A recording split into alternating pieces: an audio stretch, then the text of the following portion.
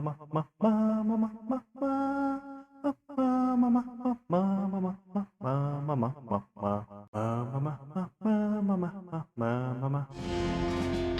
and welcome back to North's house, bean-slinging shoe hands. Mecha's Shoesize. The S apparently isn't written yet, but I'm fairly certain I'm supposed to have an S there at this point, because I claimed last time that my middle name is Sneaky, and I feel like that should matter for something. Yes. Hang on, I just have to do some common distractions. There we go, much better. And I'm just jumping straight into the world. Oh, we start here. I don't believe this is where I left off. Alright. Ah, silly walk. Funny. No, I left off here with the stage because... The bell! The bell's good. At some point, I'm gonna click this bell enough and somehow actually summon the cows that returned home. Or came home. Came home. Yes. Yes! A lot of stuff to do, and observations I have made, as I tend to often try and just rewatch my VODs, parts of it at least, in case is something gone awry with audio or anything like that. And I noticed something important with one of my abilities, the bean golem that I upgraded. The upgrade gave him eyebrows, angry eyebrows, so clearly he is stronger than. I felt like that was something to note now, and probably later. What do you think of the Jewel Saloon, Gary? Nice place, many people. Gary bet in the basement it's much nicer than in Boring Springs. Oh, you're right, that conversation. We already had this. Anything we can do. Millinery Bandits. We are doing the Millinery Bandits. Because I forget a lot of things. Not the small things, but I forget important, I'm supposed to do this now things. Where's the Millinery Bandits? Did I pass it? Ah, they're in the old millinery, aren't they? That's gonna take some time. You can do it, angsty man, mate. Good horse. Now, you have anything to say, partner? What place type this being?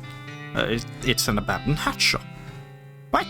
Humans making hats just for abandoning? Crazy. I mean... It's not wrong. Now, you walk into the millinery and find 5 bandits lounging around on big piles of half-made hats. It's the law! Skedaddle! The bandits scatter like cockroaches, each shutting themselves behind a different door. Guess we'll have to wrangle them individually. Fine. Oh, hats. This patch of filthy floor wears a lot of hats. How dare it? Hang on. My settings have changed. I wondered why the audio was a bit off compared to what it was earlier. Yeah, somewhere around there I had it last time. So, note to self, West of Loathing does not save your audio settings. Ooh, this was apparently the demo model from a piano player showroom. It's only got 3 songs in it. They're all children's versions of traditional songs that are in recently invented public domain, and are all set up to play just the first few seconds on a loop. The people who worked on must have hated it. What song do you want set to dial to? Yellow Rose of Public Domain, My Old Public Domain House, Public Domain Joe? Public Domain Joe, please. You changed the song on the piano. Is that whistling you hear?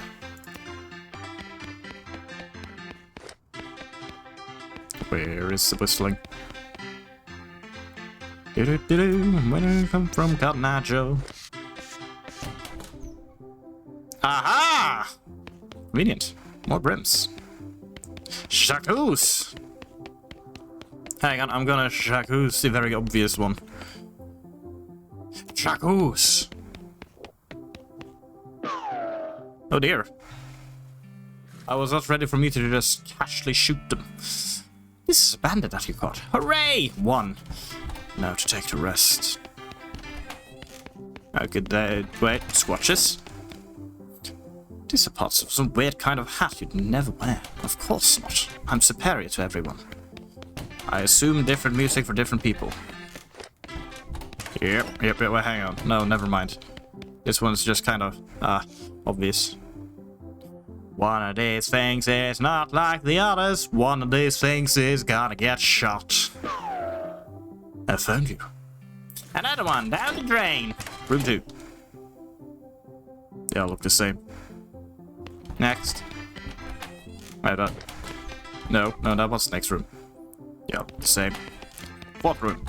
They all look the same. Fine. New music! The Yellow Rose of Public Domain.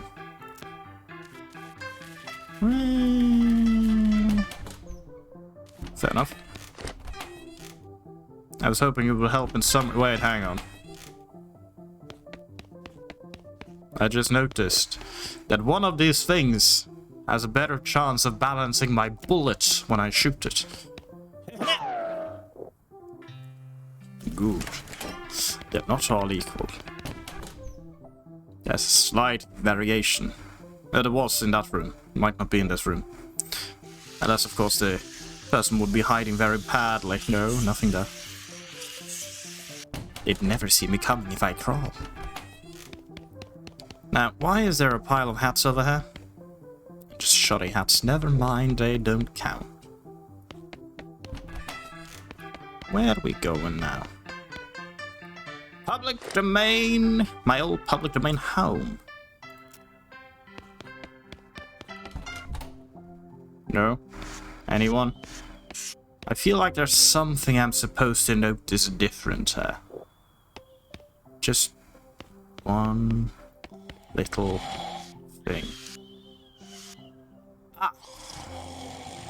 I need to take my time. Well, from my memory... No, wait, that's the wrong place to go. I do have the honorable one from, you know, not shooting someone in cold blood that was sleeping earlier. Of course, I'm just shooting their hat, so it's completely fine. I'm gonna shoot it. Now, what about the last one?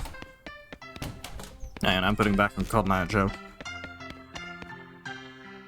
I mean, public domain Joe. No copyright, huh? Dents. Dents? You don't know how much about hat making, but you know this doesn't make any sense. Yeah, no, that shouldn't make sense. Joe. Where are you, my good friend? I know you're here somewhere. What could be the hint? Well, let's add some extra blood to the brain to figure this one out. Perhaps. If I sneak into the room. No, it did not help sneaking. If I don't move, they won't know.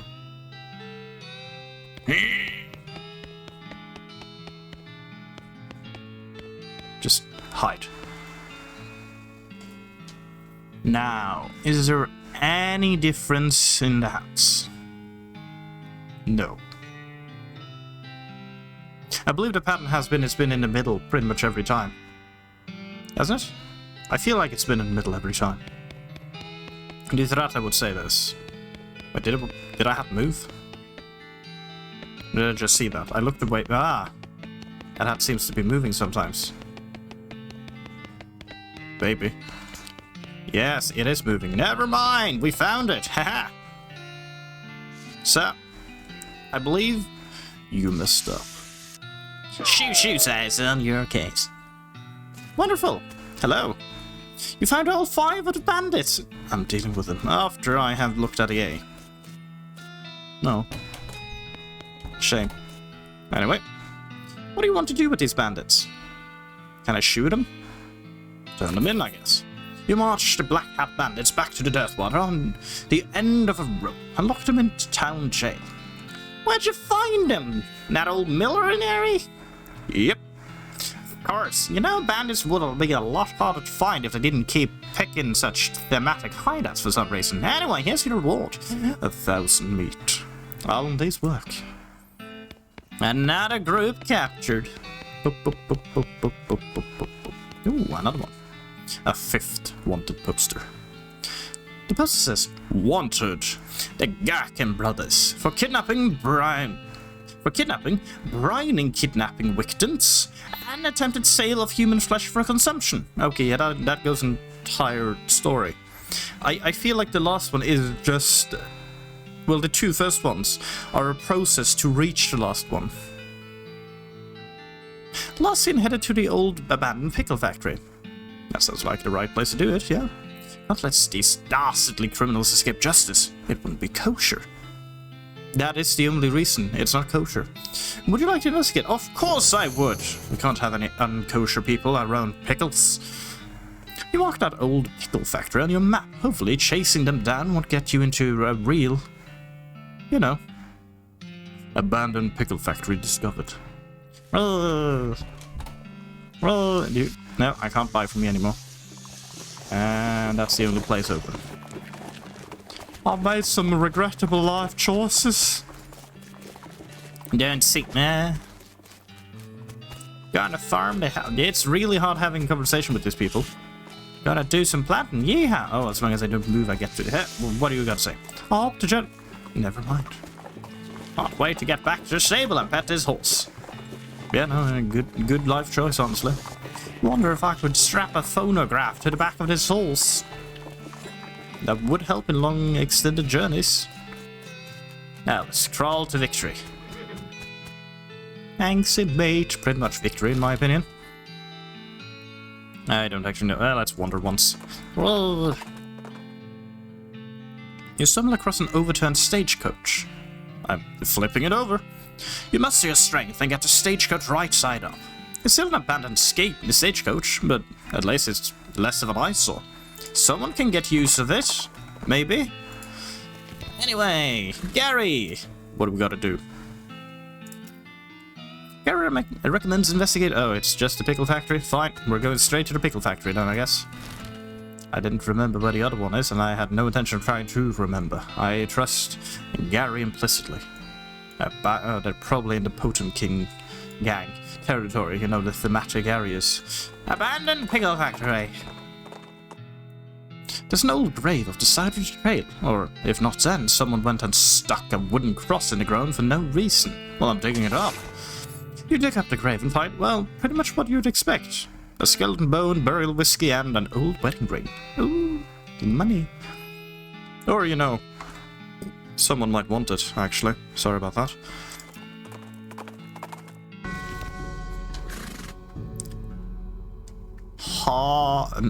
Haunted pickle factory. Or is it Hagen United? Is that it? Is that what it originally was? Hagen United, and now it's just haunted. Gary, what do you have to say about this place? Hello, the place, what is it? I think it's an old abandoned pickle factory. You two pickling an entire factory? Yes, sure. I have grown bigger. Thank you, Gary. Skulking tag. Ooh. I need to harvesting. Patch a pepperoni mold. Gretchen Blass. 1801 to 1879. It was very, very terrible. Well, that's a shame. Anyway. You feel a sudden electrical jolt as your hand touches the doorknob. Ouch! Oh no, you're late for your shift. Mrs. Blass is gonna be so mad. She might literally bite your head off. Okay, well, no, not literally, probably. Get seated up, wait, hang on. That's Mrs. Blass. She was very, very terrible. But she's dead. You clock in and hurriedly push on your bright green coveralls. Coveralls, yes. It's Blass, as predicted, is furious. Late again? You'd better stop taking this job for granted. You think you're gonna find a place with a nice dormitory and a reasonable price company store like ours somewhere else? With your skills? You're doing the 3 shifts today, Buster. Get to work. You're on pickle hopper duty. I'm starting my shift. Pickle hopper duty and runs you're ragged like always. Keeping the hoppers filled to keep a constant flow down the chutes means you constantly are at near sprint because you have to manage the cute shunts? Yes, to keep the levels equal. If you get uneven pickle levels, Miss Blass knows Nobody knows how she knows, but she knows. A whack for her cane is the minimum you will get. Damn it, damn it, damn it! At the end of the first 6-hour shift, you get a brief break. You cram a stale cheese sandwich into your mouth while Mrs. Vlask glares at her pocket watch, counting down 3 minutes to the second. Break's over, second shift. You, get over to the salt tank, now! Oh god. Managing the salt tank isn't as strenuous as the pickle hoppers, but it's still a never-ending tension.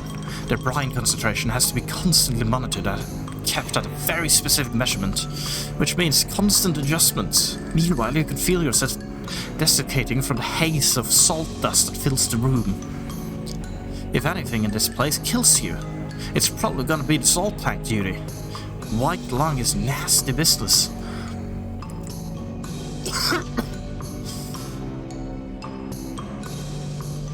Up on your own time. Get the salinity back to normal. It's supposed to be 976 parts per thousand. How hard is that to remember? 976, idiot! Yeah, let's just write that down somewhere, just in case. You never know. I am paranoid now. Please let me out of her. You get another 180-second break before the third shift. You spend most of it drinking water. The company doesn't charge for water, but you've heard a rumor they're considering it. Break's over, get to the boiler! Oh no, please let me out, please.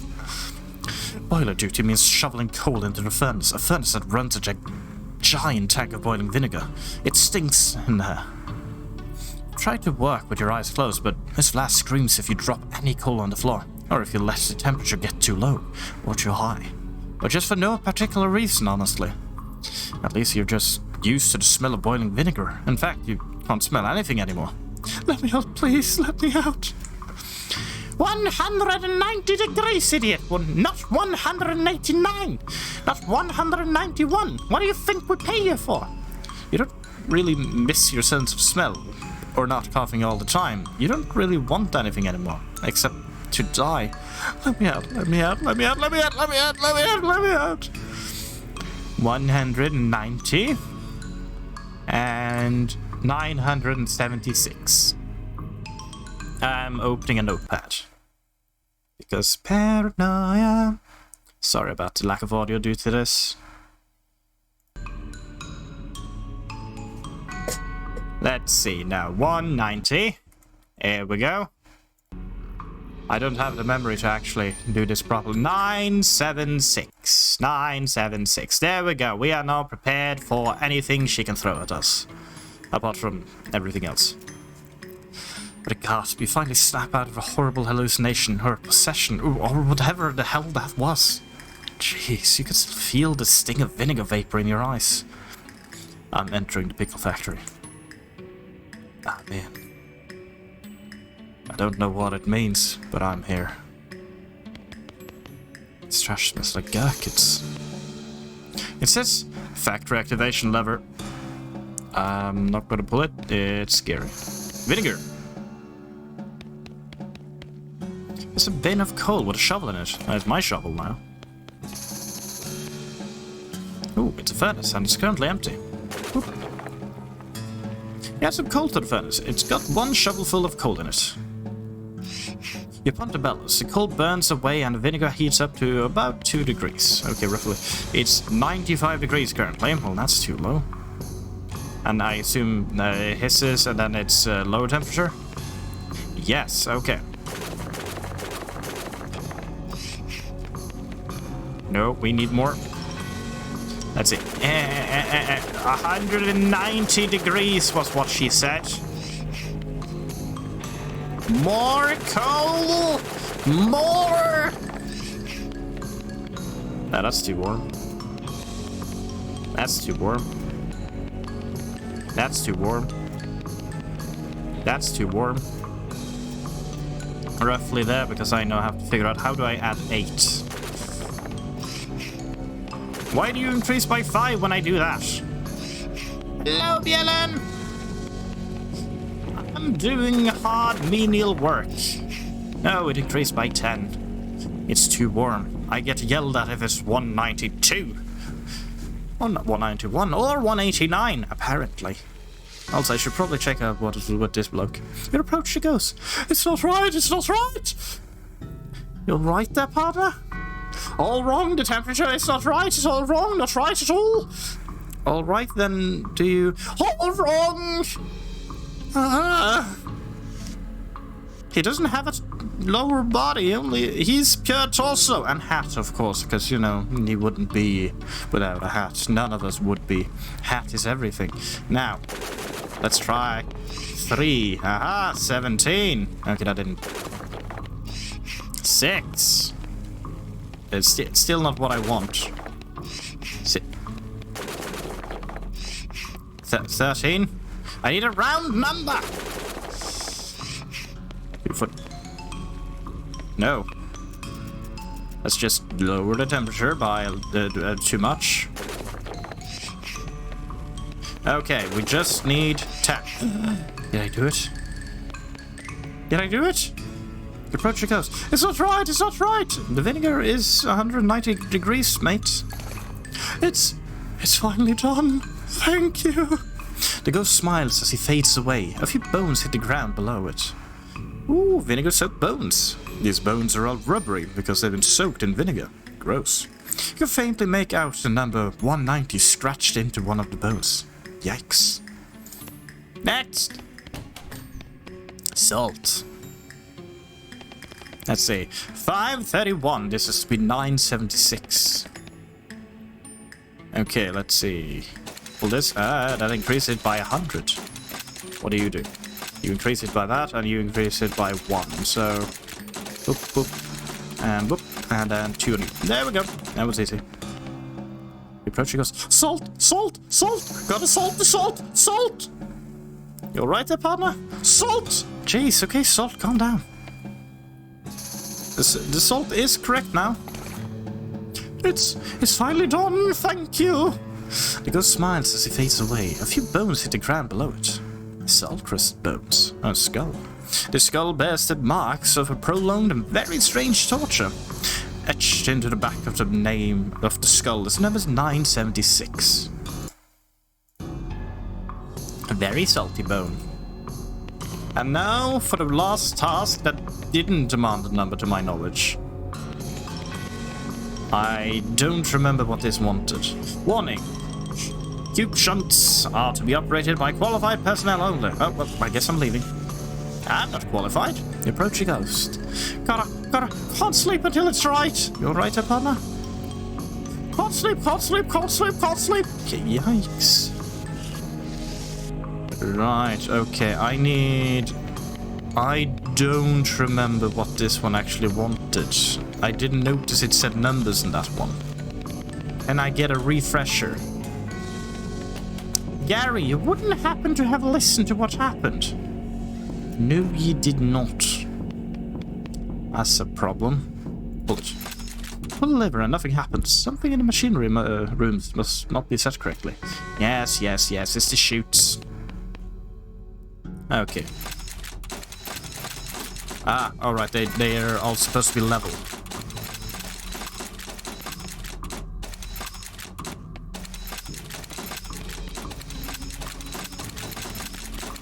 Hang on. I missed it by what? Or did I just do it now? 10, 10, 12! Damn it. 11, 12, 10. There we go. Pull this one. Boom. Now you are 12, 11, what? 12, 10, 11. Okay. Okay, I see. If I pull you, then it's back to you being 11, you being 12, and you being 10. Right. 13, 11, 9, pull the 9. You're 11, you're a 10, and you're 12. Pull the 11 again. That one will then increase by 2. This one decrease by 1, and this one decrease by 2. No. What? There's something I'm missing. Hey, pal, how's it going? You approach the ghost. Gotta. Oh, right, it's the sleeper. Can't sleep.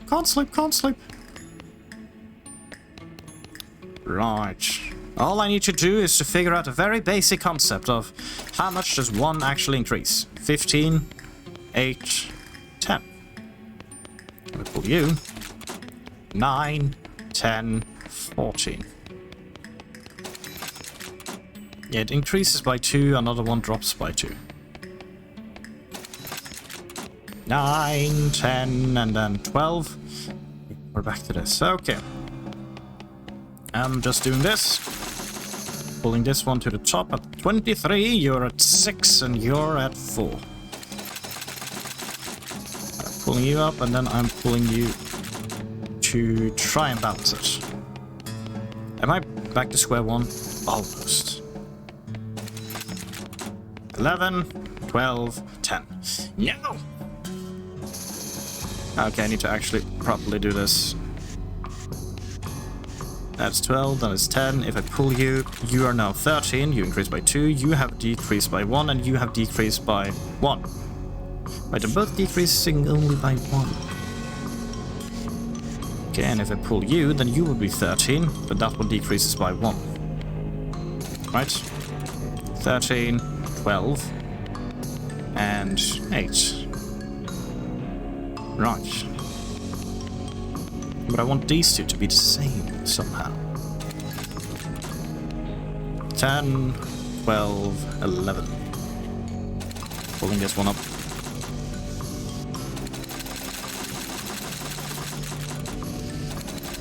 This ain't gonna fix anything. It's just gonna make me feel better.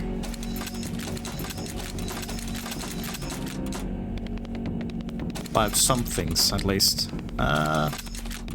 You're 15, and you are 15. Wonderful. 11, 11, 11. There we go. I figured it out. I just had to be weird about it, rather than methodical.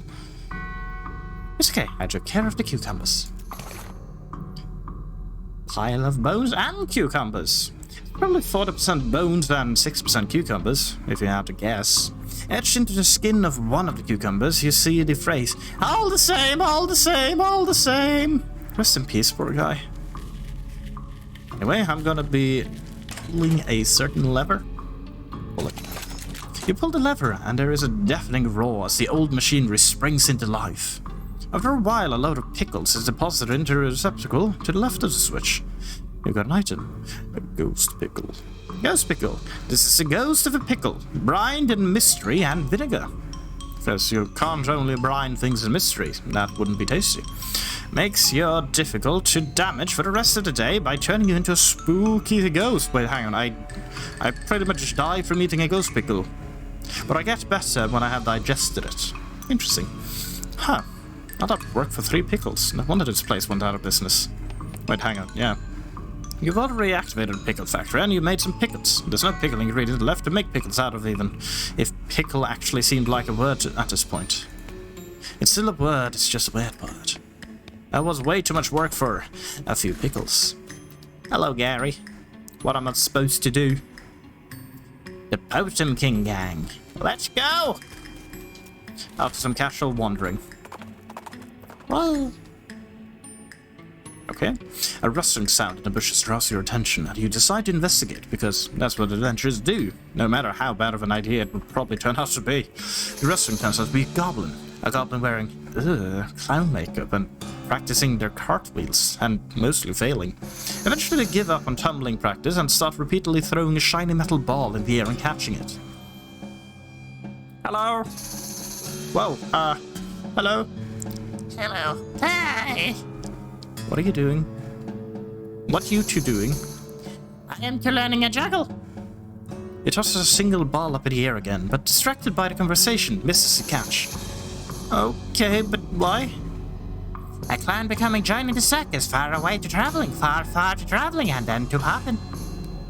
Ah, okay, I guess that makes kind of sense. I can't teach you to... No, I need more of the foxing for the future. If a goblin that is also a clown is absolutely the last thing you want to deal with right now, I totally respect that decision. Yeah, I ain't dealing with that. I need another wonder. Ooh, thought all dead. Does it sound promising? Hold on. Potemkin gang. Oh, I need more mysticality. Okay, come upon a rushing river, which a family of 4 is attempting to cross. However, the bridge is only wide enough for 2 at a time, and they only have 1 lantern to light the way. Well, that's a common puzzle. Find another path. I ain't dealing with them. Now, step 1. I'm boosting my mysticality. I want to have 15 mysticality. I might as well have 10 muscle just in case. You never know. How much is it for outfoxing? That's expensive to continue. Very. Would be nice. Then again, I have so many things. I should probably actually just casually put some into everything that is cheap. I should increase. You never know. Anyway. Hello, partner. Oh, the wrong place we must be traveling. Huh? What do you mean? Our normal town is here. Normal humans, not bandit I'm seeing. Well, that's a bar. That's a real jail. Oh. A guy shouts, "Bar's closed for piano." Let me read first. No entry. I will be honest. This place, non-fake horse sales. Looks a bit, how do you say? How? Flat. Genuine TNT and sandwiches. Ooh! A guy shouts, "That place is condemned. It's not safe to go in there." I wonder why. Town hall for an actual town. We'll go in there. The bandit looks distraught. What's the matter, buddy? I lost my belt buckle. Did you look near the bar? Good idea. I'll look there. Oh. Oh, I'm supposed to do something here. Can I do something with you as well? I can scare you away. I feel like I'm supposed to do something very specific as a puzzle again, but I don't know what my goal is. So I'm just gonna get everyone here. How is it gonna help me bring everyone to the bar? Okay, you're all there. That doesn't help. Good luck with that. Okay, let's see. What do I want to do? Ooh, an outhouse. You duck into the outhouse to plan your next move. While pondering, you notice something weird. This outhouse has a back door. Leave through the back door. Oh, yes, of course I do. Oh. Yep. Ah. I see. This is the back of a jail. Turns out it's just flat plywood, like a theatrical set. The ropes that are holding this thing up don't look very strong. You could knock it over pretty easy, but you should probably hold off until just the right moment. You have to load. I see. So I have 2 options here. One is dropping that thing on them. The other, blowing them up. Doesn't seem safe at all. Well, we have been going, kind of nice up to now, so we're gonna continue with that by not brutally murdering them. Have you looked near the jail? Go. Ooh, stay there. No! No! I gotta scare them all the way again. Ooh. Yes, fear me. Fear me. I'm coming for you. I've got to summon him. Ooh. You can't run forever! Ow, dang it. I'm back to the outhouse. Now we gotta do some dropsies. This is taking forever. Wonderful. Got ropes. Crash. The fake building falls over one on the real bandits. All in the days of sheriffing. Or sheriffing. There we go. Now, let's be sneaky about this. We'd never know how it would. That seems to have gone well. The gang's knocked out. You can arrest them now if you want to. Yes, please. You haul the sorry so-and-sos back to Dirtwater and lock them into jail. Say, that's the Potemkin gang. How'd you get him? Push the jail over him? What? Never mind. You wouldn't understand my methods. Hey there, what's the good work? Oh, right, yeah, I have some pickle remains. What in the world? It's the Gershon brothers, and please, I don't want to talk about it. It was really weird. I believe you. Here's the reward. 150, ooh, worth it. Huh. Looks like these things are still twitching. Better lock them up just to be safe. Thanks a bundle.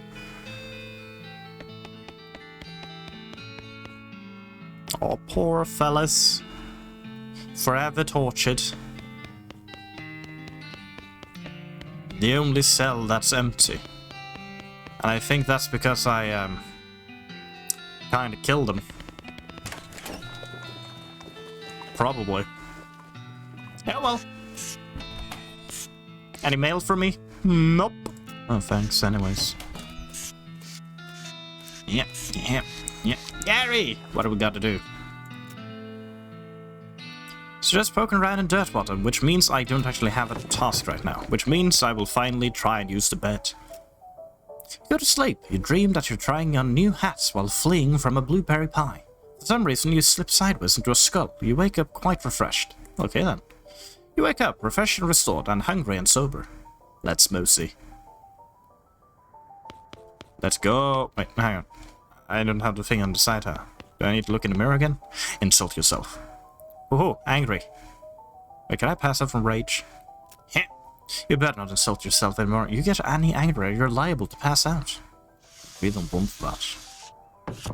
Hold on. Come her me. She whinnies shyly. Thanksy, mate. Precious. It's time to wonder some more. Hear a groaning noise a short distance away and investigate.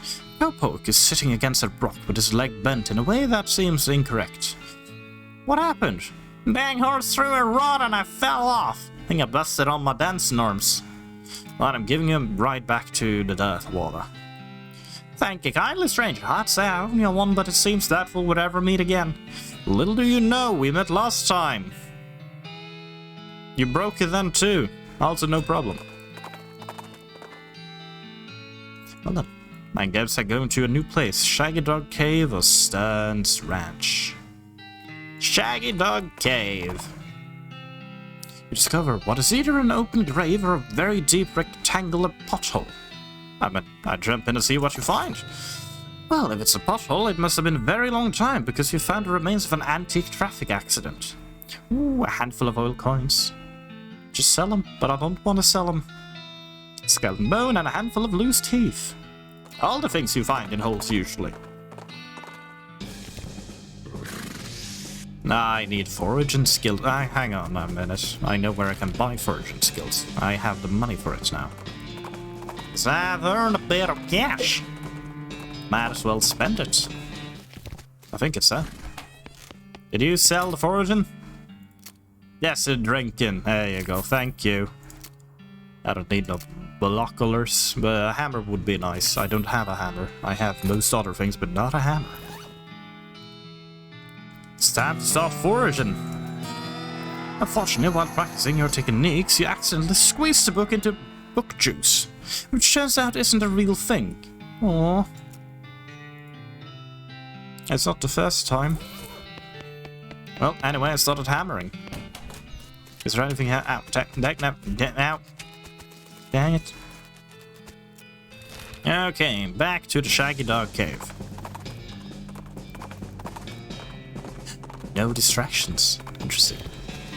Foraging time! Ooh, cactus bear. Has a lot of health. This is a mug of frosty bear harvested from a bear barrel cactus, the greatest thing of evolution ever produced. Wonderful. Can I upgrade the foraging? Nah, it's expensive. I ain't upgrading that unless I am standing in front of a thing that needs it. For example, the pepperoni mold. It's dark in here. Gary, what do you say about this? Oh, many sides, many words. No kidding. If Gary could read in humans, how many words would reading here? What date you saying? Guess I'll find out. Hip. best way to find out. There's a plaque bolted to the cave wall here. I guess I'll read it. A record of the events of the expedition to and into Shaggy Dog Cave, November 1887, as recorded by Jim Plaquewright. I see, this is his life story. There's a plaque bolted on the wall. I'm reading this as well. Having acquired, through various and sundry means, a story which is interesting in its own right, but better saved for another time, a map purporting to lead to a large cache of jewels and ingots of precious metals hidden by the infamous highwayman and train robber Black Cole Jr. In the years before the cows came home, I, Jim Plaquewright, along with 3 compatriots, these being Nathaniel Wyman, Cyrus Howard, and Douglas Watts, set out to find Shaggy Dog Cave and the aforementioned treasure.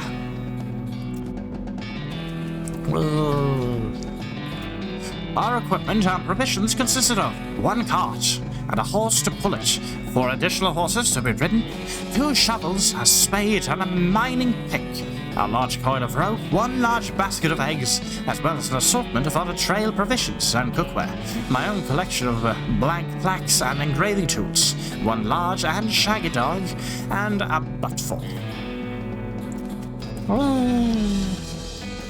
No shiny rocks, no shiny rocks. After traveling for 2.5 days to south and east, we arrived at a small town named Dirtwater, the largest settlement in the vicinity of Shaggy Dog Cave. Leaving the dog to watch the horses, the 4 of us entered a local saloon, and each ordered a beer, except Cy, who was satisfied with water. The barman provided our drinks as requested and then withdrew a small wooden box from underneath the bar, asking us if we'd care to witness something real interesting. Considering that we still had quite a few hours left to travel, we politely declined and asked him if he knew the way to Shaggy Dog Cave. He replied that he had never been there personally, but gave us rough directions, which correlated nicely with the notes on our map. Upon leaving the saloon, we discovered to our dismay that some unknown villain had tampered with our wagon. Fortunately, the only supplies missing were the buttful and the entire basket of eggs, apart from one that Doug had been concealing within a pocket for safekeeping. We also discovered that the dog had absconded with one of the horses, forcing Nate and Cy, after a drawing of lots, to share. The horror. After acquiring a barrel of fresh water for the trip, as well as a replacement buttful, we headed out into the open desert.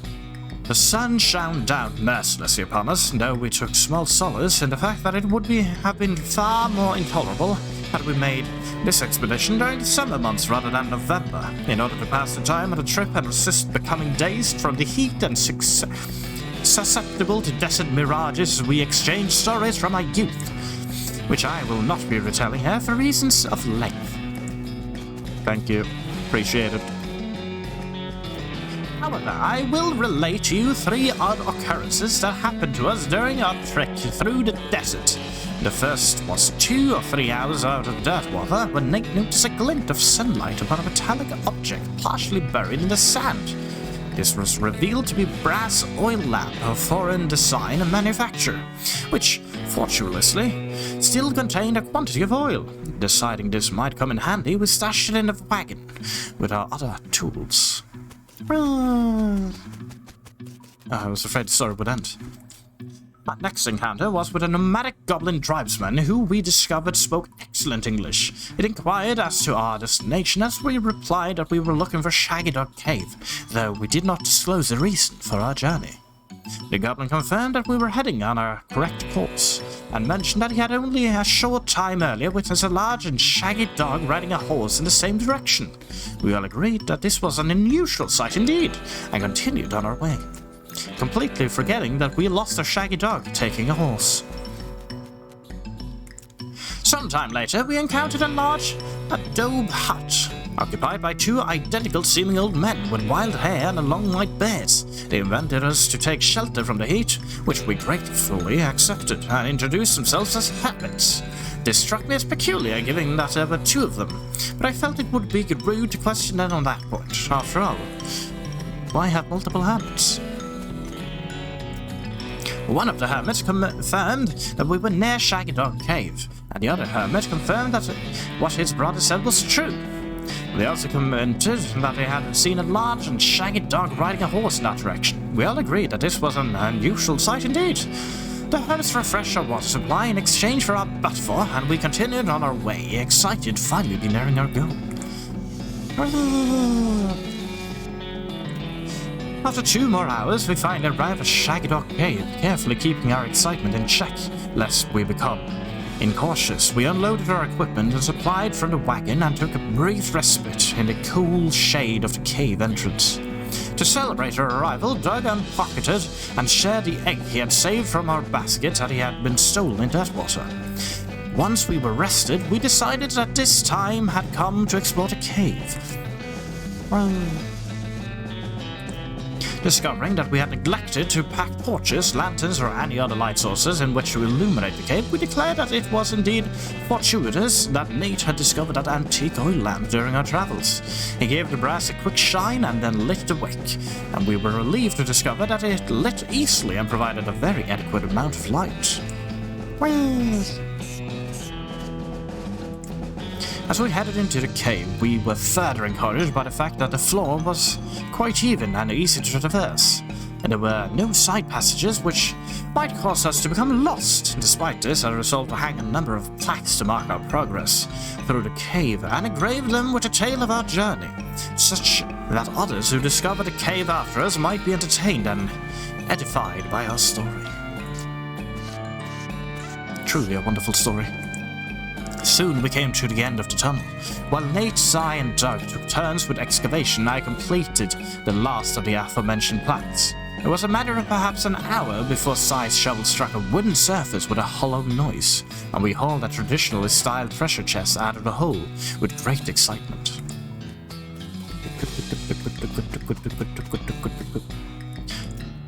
The chest was locked with an ancient and rusting iron padlock, which broke easily from a single swing of a pickaxe. We opened the lid slowly, and the flickering light of the antique oil lamp shone brightly upon jewels of every color and shining ingots of precious metals. Just as promised by the legends of Black Coal Jr., joyous at our triumph, we loaded the chest into our wagon and began the journey home. Thank you for reading, and may your own endeavors be equally successful. Signed, Jim Plackwright. It's a hole. A completely empty one. Well, it's not the end that matters, it's the journey. And he told his journey to me. And now I will crawl out of this room in despair for having gained nothing. Why did I go here? Actually, I can just leave with the map, that's much easier. Going to the ranch! Never mind. As you turn a corner, you come face to face with 3 banners pushing a large barrel marked TNT. Down the trail, the 4 of you stare at each other for a moment, unsure how to deal with the potential violent happenstance. So, why TNT? Howdy there, fellas. Fine-looking barrel of TNT you got there. Appears a bit elderly, though. What of it? Well, then TNT gets old, the nitroglycerin starts to sweat out of it. So I'd recommend you get it to your destination as quick as you can. Maybe take a shortcut over that rocky and bumpy trail over there. The man shrugged and started rolling the barrel off in that direction. After a couple of minutes, you hear a loud boom in the distance. Excellent. That was easy. And that's how you do it, fellas. Ooh, haystack. Needle. Needle. Gary, how's it going? Oh, angry cows haven't been here, seeming. Do you guys get much trouble from the cows? Some, not like ranches do, mostly leaving us alone. But at runnings in, they happening. So mean. Very angry. Very fireful. Yeah, no kidding. Why? Needles. Ooh. Well, that's ominous. But more stuff first. Button cactus. Cactus bits. Ooh, mysticality. Jethro Stern's devoted father died 1895. Looks like Jethro's bones were dug up by some varmint or another. Well, I'm searching. Ooh, a locket. You could call it a locket on account of how it was lucky to escape that fire. Yeah. Ooh, the flower smoky. Gwendolyn Stern's devoted mother, White flower. Ooh, spell damage. Probably way worse than what I have, isn't it? Yeah. No, wait. That's mana hell. Yep, still worse. Nothing beats a revolting bush. Mary Stan died February 18th, 1894. Between the smoke and the noise, you're guessing that the contents of this outhouse are more dangerous than the average outhouse contents. We'll deal with that later. Great. A full canteen puts out fires. I need that. A lock and some nails. Hello, Paula. So much burned, poor humans. I wonder who buried the bodies. Not cows, that is obvious. No, probably a neighbor, I guess. They have one. I don't have lockpicking. Oh, beans. I like beans. I mean, it's very important to remember, beans are not for consuming, they're used to do other things. All the books on the shelves are burnt, but you notice something strange about the back of the shelf. Investigate. Oh. Your left fingers find a hidden catch. And the back panel of the shelf slides away to reveal a secret compartment. There's a book inside.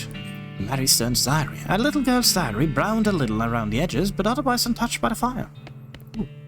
The box contains a single object, a creepy burnt porcelain doll. I'm gonna talk to it. It's work of a moment to fix the doll's voice box. Pull the string.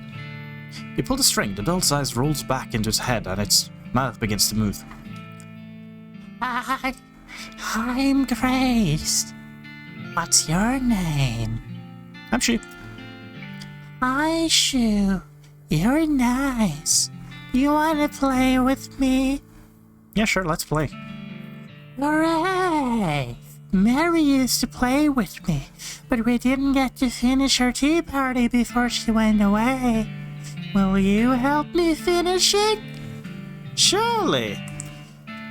Hooray! The game is almost over. Mary did such a good job. The doll's eyes roll back forward. Go downstairs and get my cup. Do you know the magic word to make the mean cow let you into a secret room? No, what is it? The magic word is peanut butter. The doll goes silent. Got it, peanut butter. You shudder as you realize that talking dolls haven't been invented yet. Wait, what? No. Oh, it's supposed to be a teacup, huh? Safe Kraken. I need safe Kraken powers. Ooh, food. Jellied escargot. And some sarsaparilla. I don't know how to say that. Peanut butter. It worked. Atop the sinister-looking altar sits a copper goblet filled with what appears to be blood. I mean, I can destroy it, but I'm gonna grab it. Goblet of blood. Woo! There's a goblet of blood from the cursed altar in the spooky secret basement room. It's probably safe and fine and good. Yeah. Why wouldn't it be? What could possibly be wrong with it?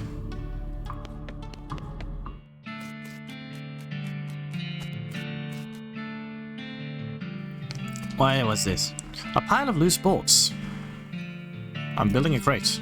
I'm opening a crate. Crates are magical. I like it. The hammer was a good investment. I got your thingy.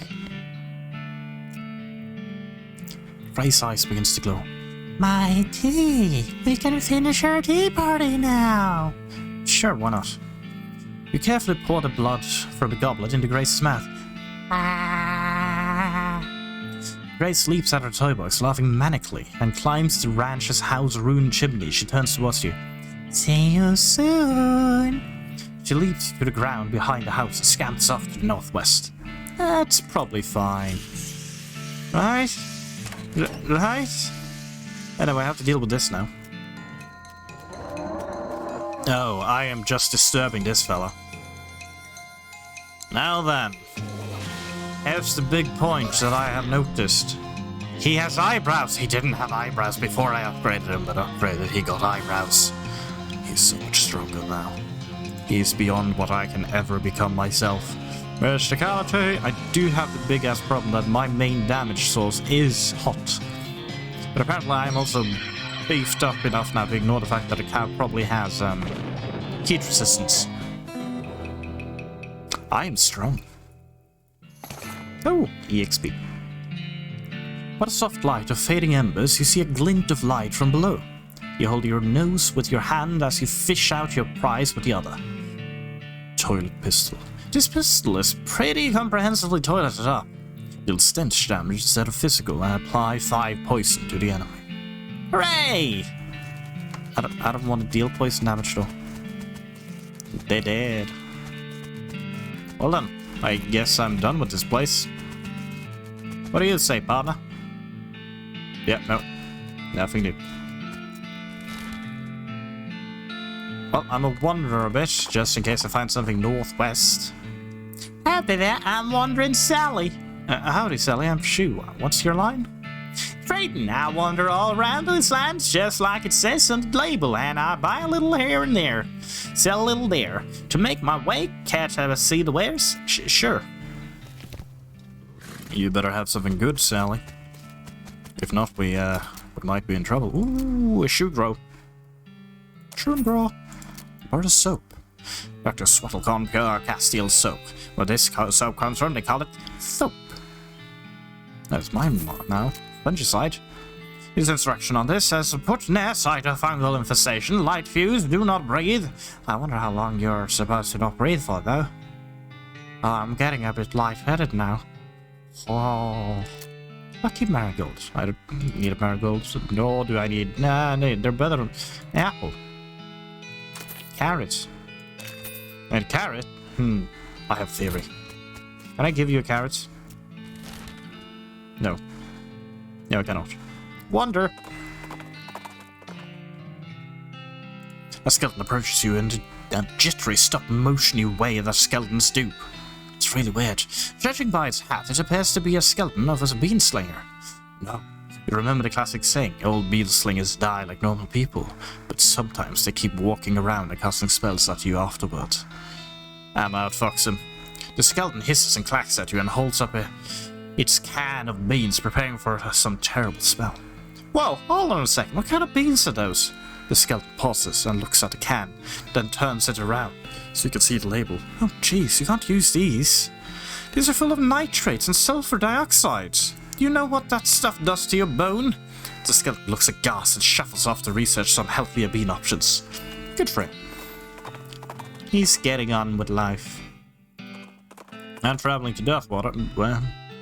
As you're riding along, you see some braided fuses stick out of a nearby rock. Investigating more closely, you see that somebody drilled a hole in the rock and inserted a bunch of dynamite, but apparently lost interest and wandered off away without setting it off. Maybe they're just out of matches. It's my dynamite now. Free stuff. Can I give you stuff now? I can give you a carrot! She eats the carrot carefully in case it fights back. Oh, can I give you an apple? She hesitantly eats the apple and nestles you shyly. Aww. Well, I guess new goal is to just collect a bunch of food to feed my horse. So I'm going to the Big Apple and hope that a Big Apple has apples. Around a corner in a box canyon, you'll find yourself face to face with a pyrobove. You're boxed in. Well, I'm fighting it. So I deal 21, but I have the bean! And I'm gonna use the old bean as well. And the old beans are big. 31. That's a lot of damage. Power! The cows can't handle the bean. And, yeah, of course, there's also just Gary Fu that is a monstrosity and will destroy everyone you know. Ooh, roasted cow tongue. 6 physicality. Interesting. Only thousands left to go. As you reach the center of the clearing, you're simultaneously struck with a profound awe and a terrible stench as you discover the largest road apple you've ever seen. You can't even imagine how this got her. Was it a giant horse? Was it 200 normal-sized horses acting collaboratively? They should have sent a poet. Yeah, they should have. I just remembered I need to give this to Gary. Ah, deliciousness. Gary has become more powerful. Really? How strong are you now, Gary? Wow. Oh wow, my nose is disagreeing. Yeah, Anyway, I'm shoveling it up. You make a little dent in it. Ooh.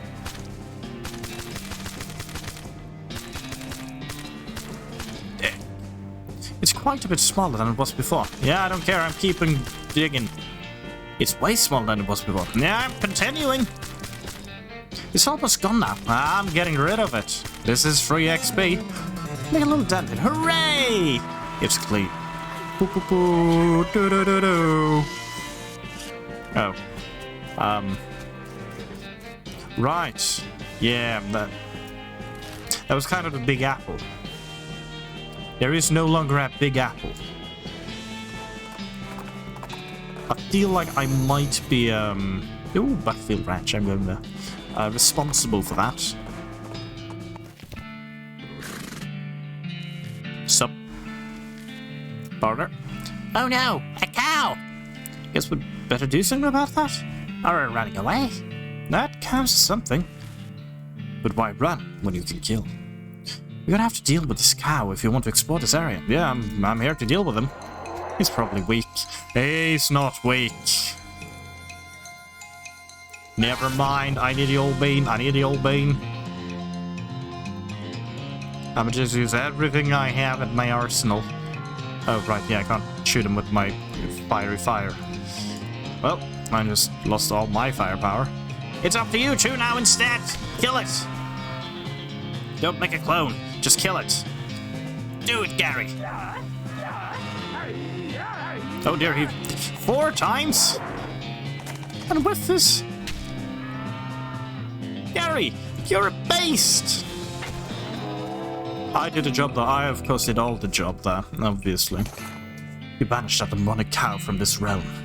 Get the ants, little doggy. Ooh, tainted beefsteak. And I skinned the cow for some extra thick leather. Yeah. Oh, rope. My rope. I like the rope. I need rope. And a needle. I feel like there's a trend with every ranch just kind of being burnt up. Ooh. Ah, nothing to churn. I need butter. There's something buried in the smoldering embers. Ooh, red hot poker.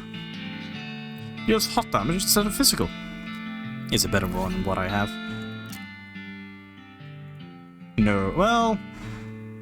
both yes and no, but this one gives me Moxie, so it's superior due to that alone. So, nope, not doing anything there. Woo! To your horror, you see that every single cow in the battlefield dairy herd is now Ungulith, an infernal cow spirit bound to stone. Not dangerous, unless you go near them. Interesting.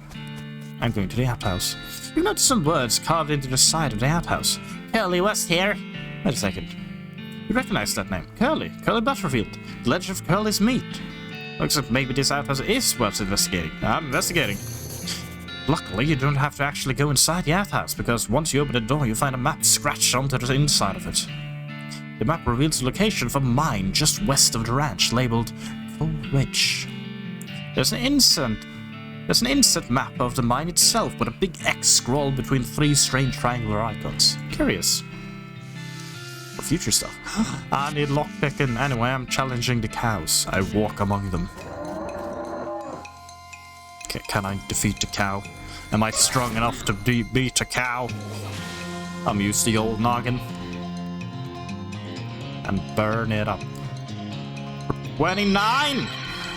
He has more defense than I considered. Boop. Kill him, Gary. Oh dear. Gary, what the fuck? Menudo geode. Sometimes a pocket of intestine remains behind when a cow undergoes the transition to an infernal ungulith, and we get one of these, a stone sphere full of boiling tripe, and a brass bull ring. Cool. Okay, so this is just another farming area. It's good to have those around. Why do I never just go... wonder.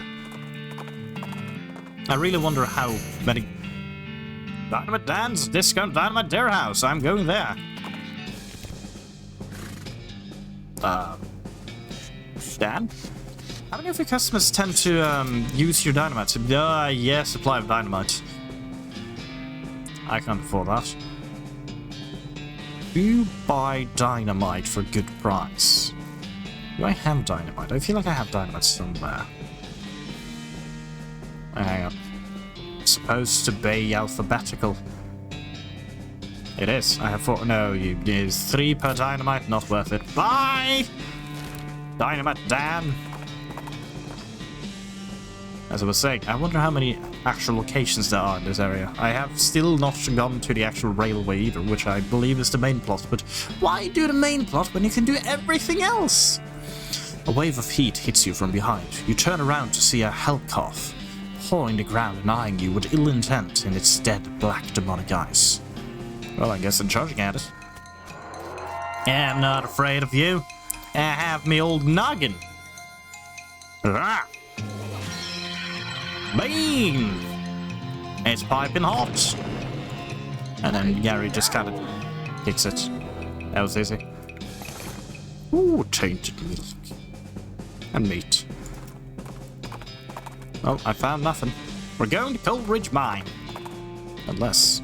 It's a glint of light in the distance. When you get closer, you realize that it was the sun reflecting off a lens of a discarded pair of binoculars on the ground. I'm grabbing them.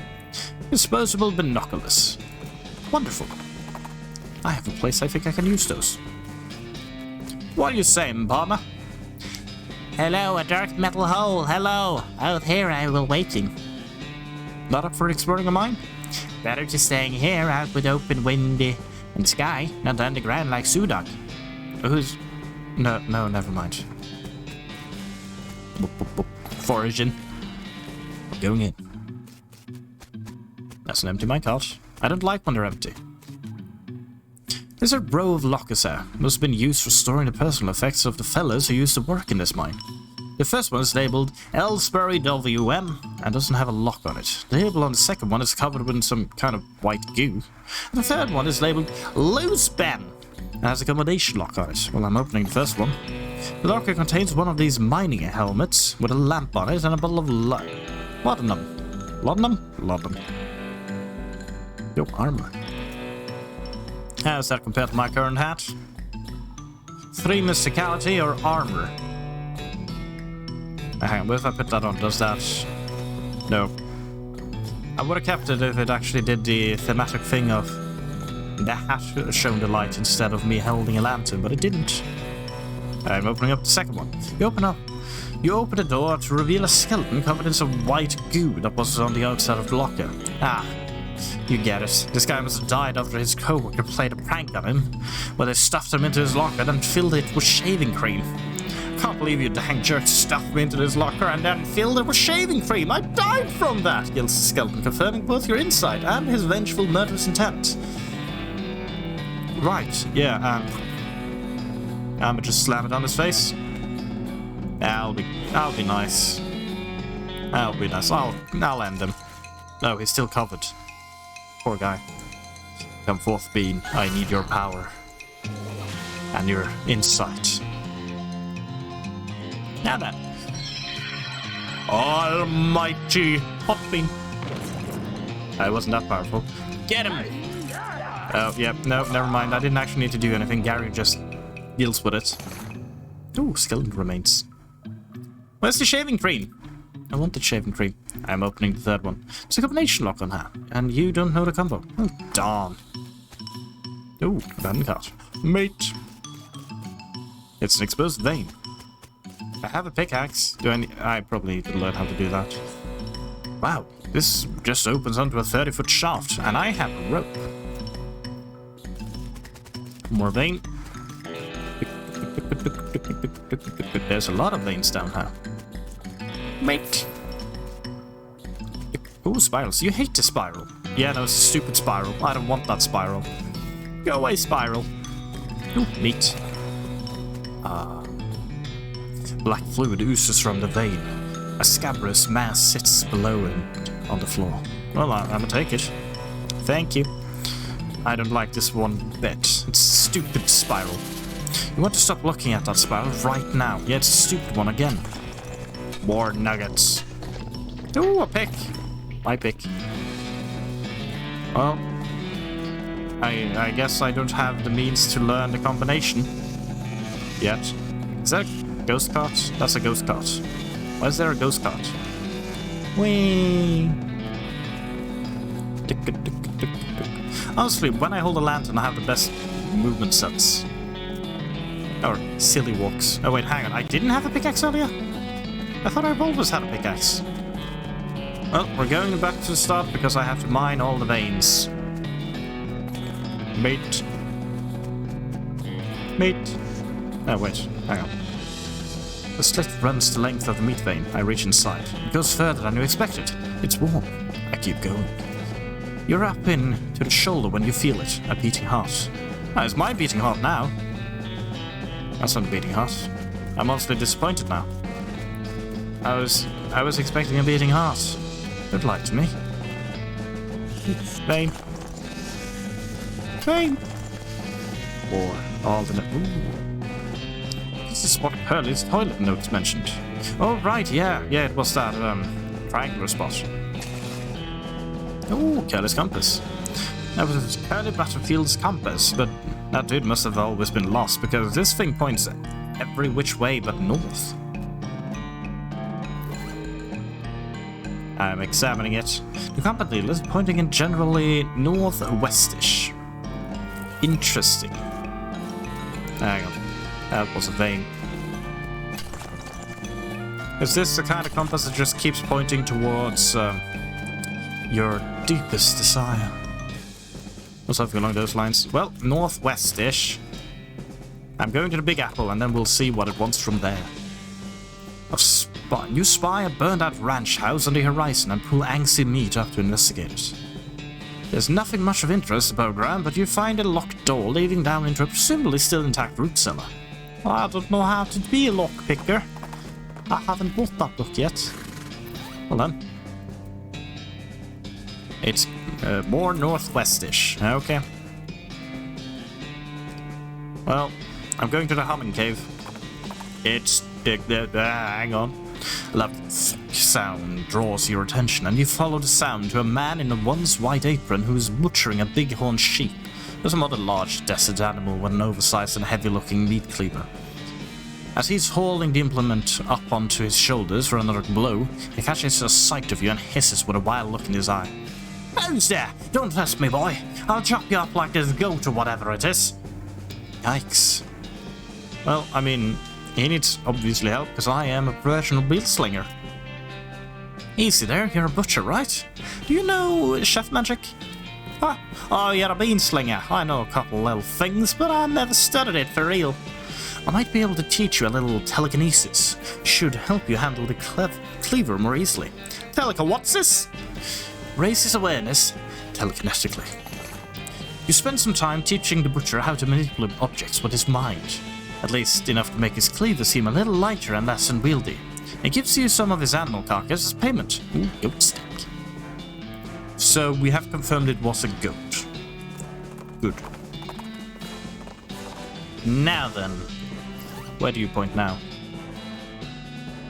The compass needle is pointing more or less straight west. Yeah, that would either be out of here or it is actually this place. Huh. These rocks are weirdly organized. Yes, they are. Hang on. If I stand here, where do you point? Straight west still. But I'm not allowed to go in there, because I'm going in the cave. That snake isn't gonna let you pass without a fight. You might try to push this over.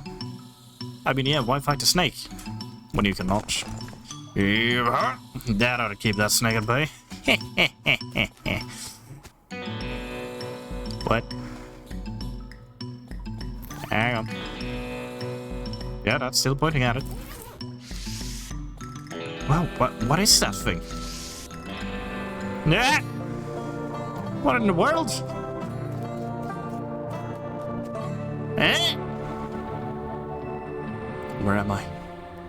The bizarre ruin. The monolith's dark. This looks dangerous. Looks like there was a huge cave-in at some point. Ooh, a weird device. Mine now. Strange stone arrow. It's a triangular object made of a strange stone-like material shot through with channels of smooth black glass. That's mine now. Can I do anything with it?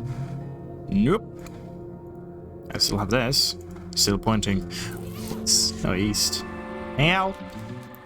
Is it just... No. Continues going to point to that place then specifically. Yes. Well, I think I got whatever I needed from this place. That was easy, wasn't it? What do you say, partner? A strange noise for listening to. Are you hearing? Kind of a quite humming sound. Yeah, I hear it too. What is it? What? I think it's come from this cave. And it did. Wandering time! Oh! The strange stone arrow you just found started going crazy, beeping and booping, whirling around of its own accord. It gradually drags in the direction of a strange, decrepit-looking house. The Professor's house. I'm checking that out. Oh, it's all the way down there. I assume I found that due to having the object. The beeping machine leads you to a ramshackle house in the middle of the desert. Oh, coffee. Spade. Yeah. What do you say, partner? Aha! A house. Where a bleeping boxes live and it must. In a matter of speaking, I guess. He looks, clever. Ooh. Table. This appears to be an extremely powerful magnifying mirror. Basically an inside-out microscope. I'll check myself out. The microscopic mites that live in your eyelashes seem to be getting along just fine. Oh, wonderful. The Professor's toilet isn't very good repair. Even very good repair. Well, I'm gonna flush it. Take that, toilet. These books are so boring, it's a wonder the shelf isn't full of holes. A map noted with circles and lines. What's this? This device doesn't seem to be operational unless its function is to do nothing. And it's doing it perfectly well. This dresser contains 10 instances of the exact same shirt and 20 identical socks. Yes? Why do you point that out? Doesn't everyone do that? Doesn't look like this guy sleeps very much. These books are all about concepts too advanced for you to even recognize. What do you say, partner? Oh, things. Such looking at various things. You said it, I guess. Sup, man? Excuse me, my name's Shoesize. What? Oh, I didn't notice you come in. I'm not used to visitors, but folks generally call me the Professor. Is there something I can do for you? Well, I found his bleeping gizmo and I sort of followed the bleeping, and it led me here. Well, it certainly led you to the right place, young man. This is El Vibrato technology, and I happen to be as much of an expert as anyone alive today. El what now? El Vibrato. They were an ancient race that lived here long before humans. Well, they mostly lived underground, so they might still be living as far as I know. Never seen a peep of an actual person, though, just the machines they left behind. Were they space aliens? Could be aliens, or genius prey humans, or an entirely different terrestrial evolutionary line. At this stage of investigation, it's impossible to say. Isn't it exciting? Here, let me have a closer look at your bleeping gizmo. I'm given the device. Aha, yes, I suspected. This is one of them transponders. It detects other L vibrator technology and homes in, you see. That'll be why it led you here. I've got a thing I've been trying to repair. It tinkers around with the transponder for a bit and then plugs a strange stone marble into a socket on it. There you go, good as new. Just swipe up and down to turn it on or off. You got an item, L Vibrato transponder. Swipe. Now I gotta warn you, this device will lead you to an abandoned L Vibrator technology, but it might also attract unwanted attention. From what? From the L Vibrator technology. You'll see what I mean, just be careful. Okay. You know, now that I think about it, you've arrived at a perfect time. In order to get anywhere further with my research, I need more samples of L Vibrator tech. But searching for it eats up all the time I could be using to research it. Aha, I getcha. Right, you're the adventuresome type, so bring me back whatever devices you find, and if I can get them up and running, that'll benefit both of us. Alright, deal.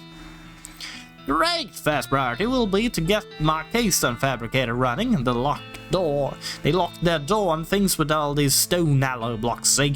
So if we can get our own, that'll open a lot of doors for us. Literally and figuratively.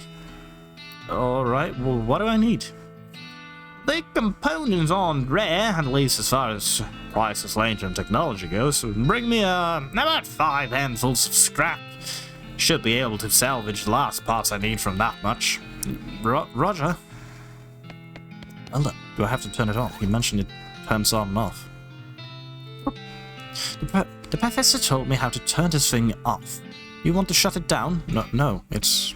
I want it to stay on. Well then, we'll be doing some wandering. You notice a campsite off in the distance that appears to have been comprehensively trampled to ruin. Well, I'm going to the destroyed campsite. Yeah, no, that's destroyed. Ooh, knapsack. Watch meat. The campfire has been thoroughly stomped on and kicked. Someone was real serious about the fire safety. The scent is a real mess. It looks like it was trampled by a whole herd of cows. There's something odd about it, though. Just can't put my finger on it. Yikes. I think maybe this used to be a person? This human is popped.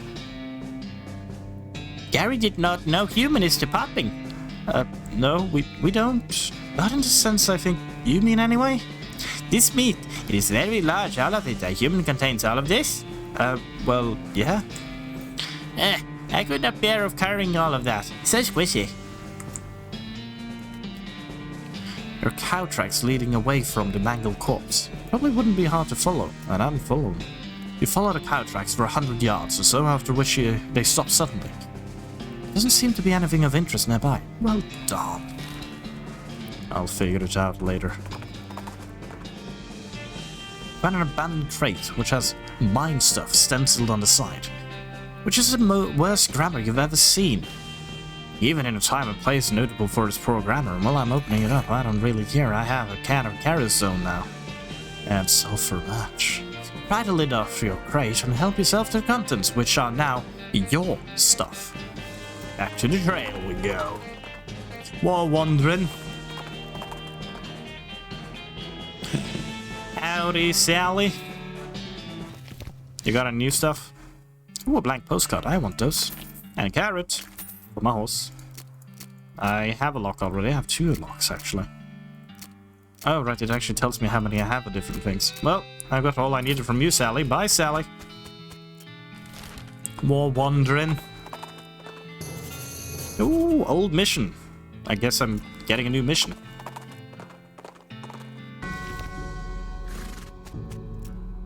Oh, a big stone building. Clanging towers. It's a church. What? A religious place. What? Maybe we should just skip it. Wait a hair, okay? Okay. Ow. Well, I guess I'm upgrading my foraging skills. Where them foraging be? There we go. Anything else I wanna? Hellbender. No. No.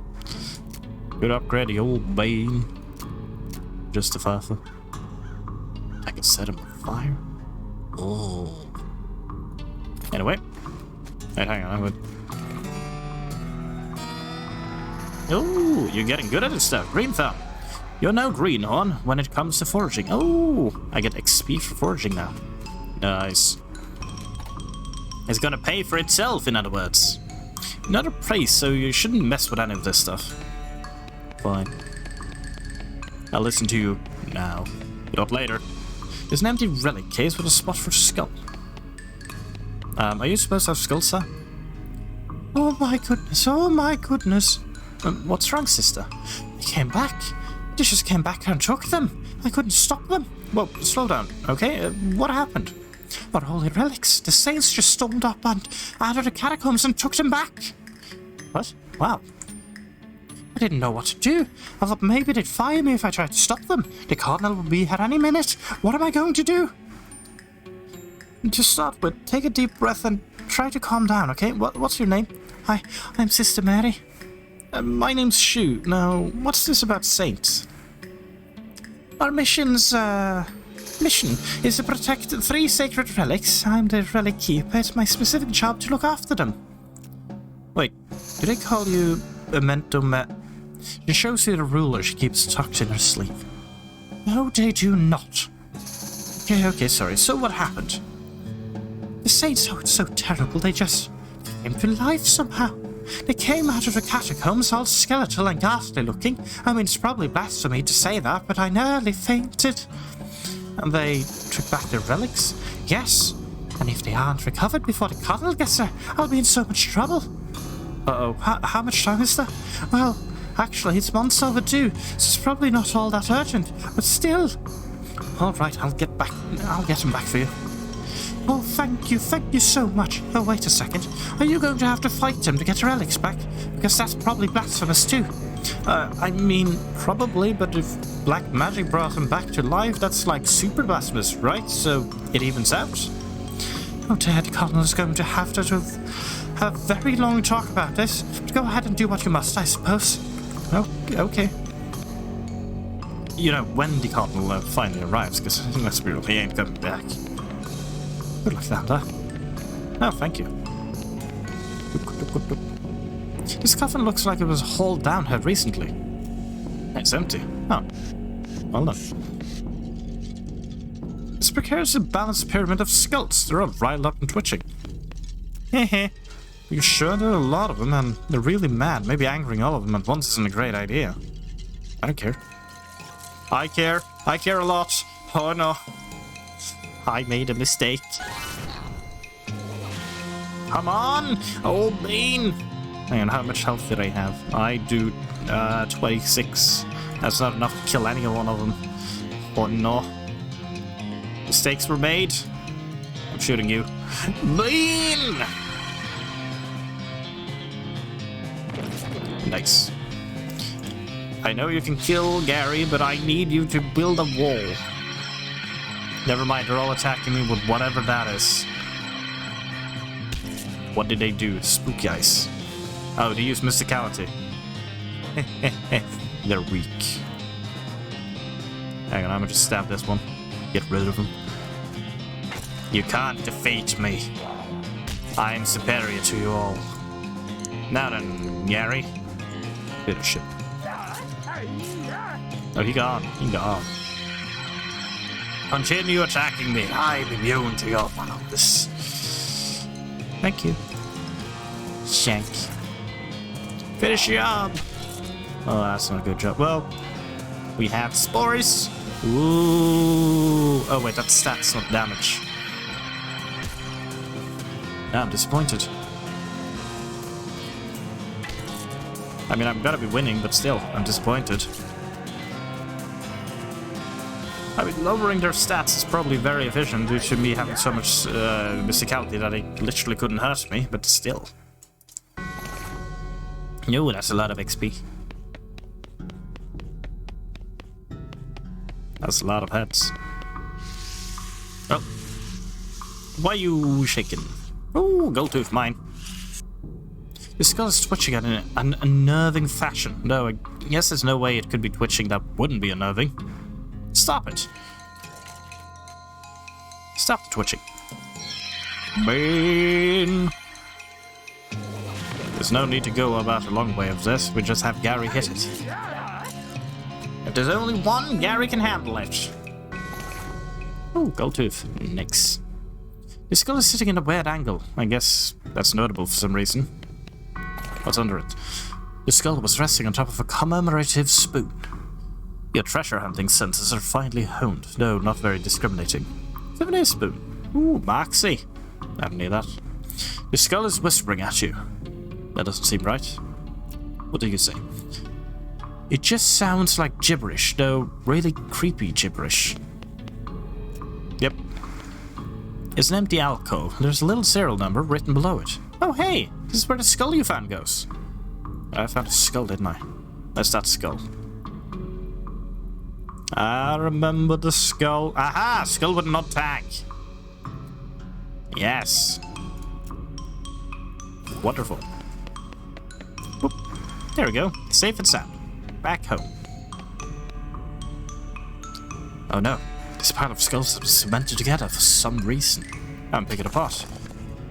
Creepy whispering stone. The stone is only whispering, but it's still eerily louder than most of the stones you counter. At the center of the pile you unearth on skull, a shiny black stone. It's making more noise than stones usually do. Weird. Oh no, these bones are jiggling and rattling in an agitated way. Alrighty then. Oh no, he's got 2 skulls in his hands. He's clearly prepared for a fight. Well, I'm shoot him. And then I'm just send Gary to kill him. Thank you, Gary. Yeah, don't mess with Gary. This pile of skulls is strictly decorative. Oh, okay. Wait, I wanted to read that. This way to the Paseo de Santo. Okay. The remains of some kind of ritual. I have to stop moving around all the time because I removed the text I want to read. It's a plaque. Here lies Saint Beefus. After he died, his body kept trying to rise to heaven. It was so heavy, it just kind of flopped around a bunch. They had to enter him in a big stone sarcophagus, stopped him. Gross. Anyway. Jeez, they really knew how to build a heavy stone sarcophagus back in the day. Well, I'm gonna open it. You grunt and strain and force the heavy stone sarcophagus lid open. There's a skeleton inside. Holy crap, his bones are huge! Fortunately, he appears to be asleep. Well, I'm letting him sleep. If I can deal with this another way, I'm gonna do that. It's black. Here lies Santa Cortada. She was drawn and quartered by heretics. And then the quarter that had her head on it did. And then the quarter that had her head on it was beheaded. There we go. The dismemberment was so effective that nobody was able to get her body to stay together even after she was just bones. Spooky. Oh, indeed. Saint appears to be resting in peace. Well, I'll allow it to rest in peace. It's black. Here lies Saint Pope. He was excommunicated for impersonating a pope. But there was some kind of bureaucratic issue, so they weren't able to unbeatify him. Ah. Right. Wait. I am Pope. Seriously. Saint Pope stands beatifically behind a dais. He just keeps doing his Pope gestures, ignoring you. I got someone look so smug without even having a face. The longer you watch him, the more he gets on your nerves. I ain't gonna insult him. There's clearly a ritual going on here, so if I can deal with that... Ooh, just some trash. Clove, sherrods, butt stubs, or black eyeliner, pencils, that kind of thing. Necromancer's cultists are real litter bugs. It's really strange, though. I don't even guess it in here. Wait, what's this? A note. Yeah, it's a note. Cryptic note about ley lines. This is a note from the Necromancer to one of his cultist flunkies. I feel like I can return her later on and deal with this, instead of having to kill them and, you know, be blasphemous. We don't want to be blasphemous, people. Think about the children. And then be blasphemous, in that order. You have to think about the children first. Anyway, Wonder Time! I'm not going to remember the old mission, am I? It's a skull. I think it's a skull. Just sort of rolling down the road towards you. Like, directly towards you. And when you step to one side, it swerves to match it. Oh, I'm facing it. I'm just stab it. Now that I've stabbed it, Gary, split it apart. Oh, he did a drop kick on it. Good job, Gary. You never disappoint me. Snake spring. We're going there. Oh, tuna. Ooh, coffee.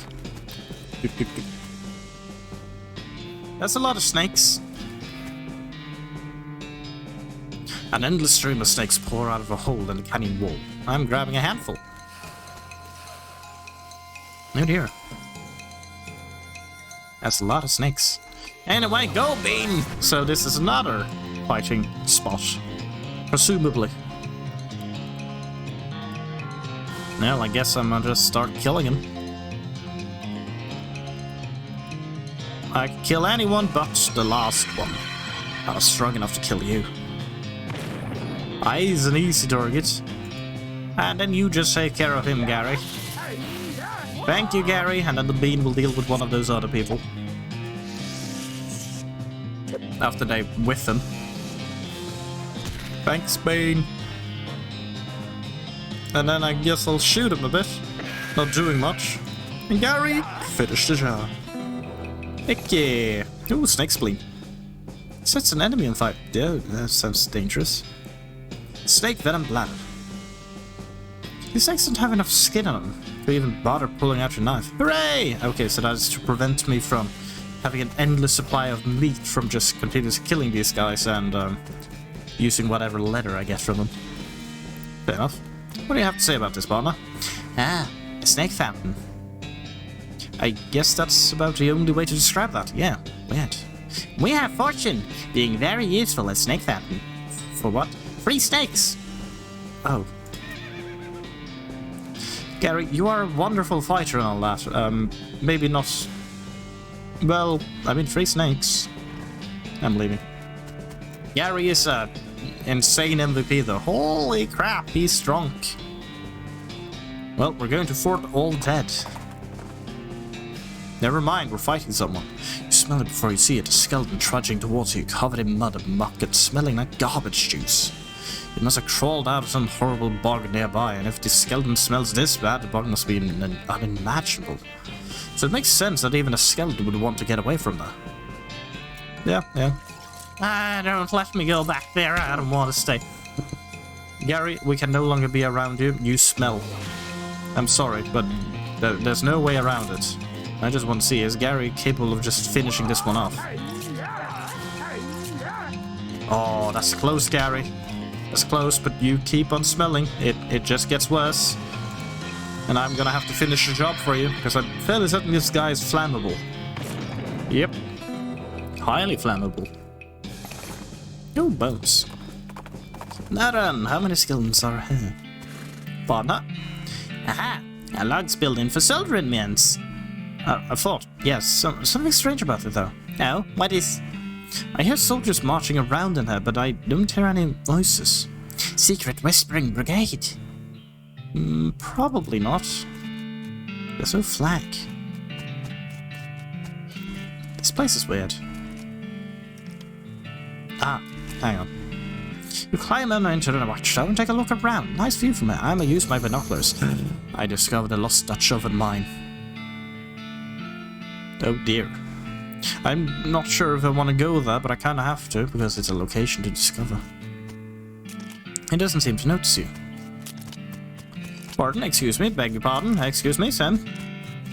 There's no force in the universe that can get this top of this crate, unfortunately. These crates are just decorative. Oh. Trash! It smells terrible. I'm digging through it. No way, not a without some scent. Fine, give me a minute. There we go. Ah, old patrol cap. I mean, I'm not using it, but it's nice and all. Back to the filthy porcelain cap. What the? These are everywhere. I'm not hopping in there yet. Ooh, knapsack. Burnt scroll. The scroll has mostly been burned beyond legibility, but you can just barely make out something about hell cow energy between the scorch marks. Interesting. There's also an evil-looking leather-bound tome. Ooh, that's mine. Introductory next mix.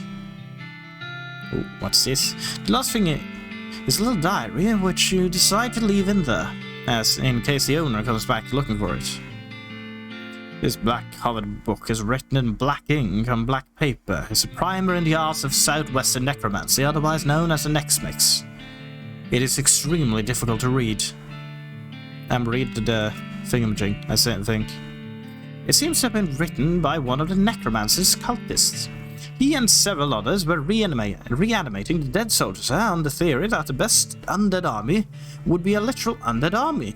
The hitch in the plan came when they raised the officers, who decided they weren't going to take orders from a bunch of weirdo civilians. The last entry suggests the author and his cohorts were planning on abandoning their station and reporting back to the necromancer, but the entry ends abruptly in the middle of a sentence. Fascinating. There's no name on these stones. Ah, pepperoni. Ooh, tombstone pizza. Pizza. And a ring. Makes foraging random encounters much more likely. No, I don't need that. Missile. Whee. I don't have lockpicking. Ooh, but I have the needle. Smelling salts. Gives you an additional action point when used in combat. Ooh, that's nice. Needles. Silver bullet. I need lockpicking so much. Oh, stuff. Shelf filled with skeleton army food supply. You pick up a box and random and read it. Lie-treated bat wings. Nasty. Pressed glands. Nauseating. Pickled bat guano a la mode. Nauseating. Roasted bat guano. Blech. Oiled vulture feathers. Mushy crickets. Crushed spiders. Oiled skin in water. Creamed oyster shells in seltzer. Mushy spiders in oil. Dried crickets. Desiccated termites. Creamed sand. Curried tongues and mustard. Sugared fish eyes. Lye-treated maggots. Smoked back winds and mushy slugs and soda. I felt like I went to something I've already read. Pureed bat wings. Salted dirt. Yeah, it's just much of the same now. Well done. How's that place? What about the privy? Flush. Take that toilet. Flush. Take that toilet. It's a toilet! The flush handler's missing though. Oh. Toilet. Flush. I need to fix this toilet. This table has a little model of the region on it. Choo-choo, I can play with my train set now. There's a giant map of the region. Excuse me, pardon, sorry. Wow. Yeah, this is a little intense. Where did our skins going? Well, that's a question, certainly. It is a good question, I guess, to be asking. Now there's the Dutch oven, or I'm gonna be wandering in hope to find another location. Nope, I'm opening something with a crowbar. Soap. But I bought soap. You're a helper. I help myself to things. All the time. Rescue mission. I'm going to the rescue mission. Ooh, foraging. Ooh, gin blossoms. Sup, partner? Ah, I smell dungers. What? It you're having dungers up to see? Very loud. Sometimes I think you're doing this on purpose. Are you trying to confuse me? Never, always. Sometimes. There's a half-headed stack of pews in the corner. Oh, right, yes. The pulpit has been pushed back against the wall. The shelf is full of medical supplies. Gosh, a real-life nun! Yes, I'm Sister Tabitha. I'm Shoesize. What's with the coats? With the cots? Well, what with the cow attacks and so on, until my fate would be better served by running this place as a clinical rather than just a church. I also sell medical supplies if you'd like your healing to go. Do you need errands run or something? Funny you should ask. I've been experimenting with the healing properties of purple grass that grows near here, but I've run out. Would you mind picking some for me? It grows near a cave that makes an unusual humming sound. Oh, sure. I think I know what that place you mean is. No problem. I'll be right back. Gary, we're going to the humming cave. Somewhere Sister wants it. I don't have a lock-picking skill. Where's that grass? Well, I have grass. Gary, we're going back to the rescue mission. Hang on, Gary. We're dealing with someone. A burly, grizzled man in leather. Well, everything is busy peeling the skin. What? A burly, grizzled man in leather? Well, everything is busy peeling the skin off of a no longer recognizable animal. He looks up to you and growls, brandishing his skinning knife as if to say, "Butter me and you'll be next. Butter me and you'll be next." Yeah, I got that. I'm showing him my knife. That's not a knife, this is. Don't be stupid, they're both knives, so you're a skinner too, eh? Well, not professionally or anything, it's a hobby, I guess. Oh, alright, come over here and watch close. I'll show you a couple of tricks. Ooh, I can learn something. You don't really understand the tricks, but the result in you getting some free skins, so you're happy. Cold snake skin, I'm getting skins. Anyway, sister, I got your stuff. Welcome back. Were you able to find the humming cave in the purple grass? Yep, here you go. Wonderful, thank you very much. Blessings upon you. Can I buy some medical supplies? Broken leg pills. I'm not sure which is stranger, that these work at all or that they only work on legs. I never know when I might need them, so I'm grabbing them. If they don't have a stat, that means they have another purpose. That's what I've learned. Anyway, where else is that?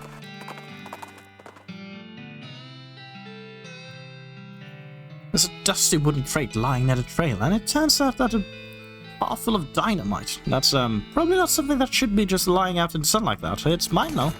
Be careful to pick out the freshest looking sticks. And get away from the rest as quickly as possible. 5 more dynamite. I'm going to end up killing someone eventually, and that someone is probably gonna be me. Due to an accidental discharge. You see a sign that'll "This way to the Lazy Dude Ranch" off the side of the trail. You mark the location on your map. And I'm going there now. Oh, needle. What these strange stuffed houses you calling? They're called yurts. Oh. Is there a punchline here or no? Okay. Looks like somebody's been washing ferrets in this thing. Yeah.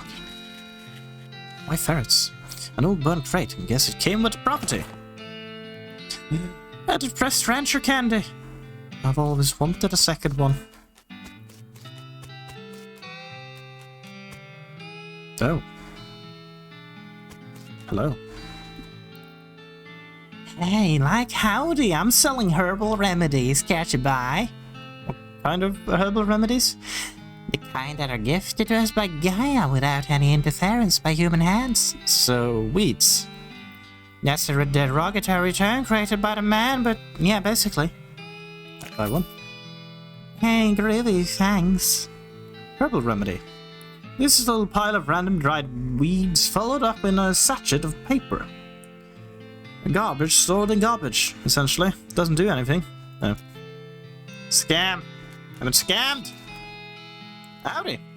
Hey, howdy, man. What's happening? Yeah, that's what I was wondering. Oh, not much, man. We moved on to this little patch of land to grow crops, and when we decided it's more natural just let Gaia grow whatever she wants. I bet that's a lot easier, too. Right on, man. Neat. Where'd you get that hat? Oh, this, a friend of mine made it, man. I forgot which one. What do you take for it?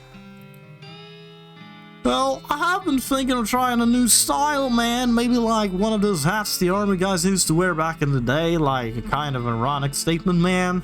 There's an old fort over yonder that way. I'll swap it to you if we can find one of those, man. Like this one? Nice, man. Barber is like Comer's, man, except natural. Can you dig it? What does this do? I get really strong from wearing this one. This hat is more like a sack woven from red gold and green wool. It's like something out of a dream. Yeah, groovy. Anyway, he looks better now. I have fixed him. Hello. Howdy, I'm Shoe. I'm Louise Lathrop. Why the long face, Louise? Oh, jeez, basically because I'm stuck here farming with a couple of dummies who don't know how to farm a dang thing. They just let the weeds grow and call it natural. I'm so sick of eating dandelions I could scream. Why don't you just leave? I haven't got any meat or any other prospects or anywhere to go. I mean, dandelions are terrible. They're better than eating dirt. It's such a mess. How'd you get into this predicament? I headed west of the graduating baking school and fell in with Days 2 because they talked a big game about natural gains. fool that I was. I didn't realize all they were really interested in was getting silly and local weed and not doing any work. So you're looking for work? Gosh, yes, desperately. The only trade I know is baking, though. Do you know somewhere that's hiring a baker? Heck, even unpaid would be better than this if it's come through with a room or board. I just want to get out of here. I don't, sorry. Shucks, well, if you hear anything, please let me know.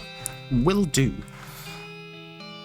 Okay, so note to self, I need to try and remember that this is the location I need to go back to when I find someone in looking for a chef. A huge supply of unused fertilizer. Gary sniffs the air and looks around excitedly. I'm searching bags. Oh no. Gary has become stronger again. Gary will want this. Haha, deliciousness! Gary has become more powerful. Groovy! And concerning. Yep, that's weed. This is indeed weed. Let's go forth and wonder more. Oh, a circus! To your delight, you see a silhouette of a big circus tent towering over the pines. I'm going to the circus! Well, this is a little wet. You didn't expect to find a circus all the way out here. There's basically nobody around for miles. There's a rodeo clown manning the ticket booth. Well, there hasn't actually been a rodeo since the cows came home, so I guess he's just a clown. Clowns. You're not liking painted mans? They're so creepy. When I was little, my uncle would give me nightmares with old stories about them. Yes, old stories. Goblins are telling old stories too. Evil painted mans and evil fire cows far below, always to fighting many wars. Yeah, that's right. Supposedly rodeo clowns dress up like that because the first rodeos were reenactments of those battles, and it became a traditional thing. This man's just regular man's being. Painted man's from up there. Yeah, I know. It still creeped me out, though. Just look at him. Look at that. Evil incarnate. He knows more than he lets on. Can I feed you? No. I need to go back to camp. Fine, Wait, how much XP do I have? I have enough. But I'm not willing. That's way too much. Oh, we're putting it in outfoxing. Might as well have a better dickering. Store discounting. Blood beans, wary. Actually, I can upgrade my grit, grumption, and glamour a bit. Knows when one would need some grit, grumption, and glamour. And I have 400 left. Blood beans? I haven't needed that yet. Nah, I'm fine. We're fine. Right, Gary? Oh, haha! Colorful tent, so many people. You ever been to a circus, Gary? A circus, what? No, what is that? Oh, come on now, I'll show you. So, as you approach, a clown puts on that basically cheerful facial expression that retail employees use when the last thing they want to deal with is a customer, but they're not allowed to say so. Another one. Welcome to Barnaby Bob's perfectly normal traveling circus sideshow, sir. How can I help you? I'd like to run away with the circus, please. I would like to see the circus, please, first. Well, you came to the right place, then. But if you want to get inside, you'll need a ticket. And presumably you can sell me one?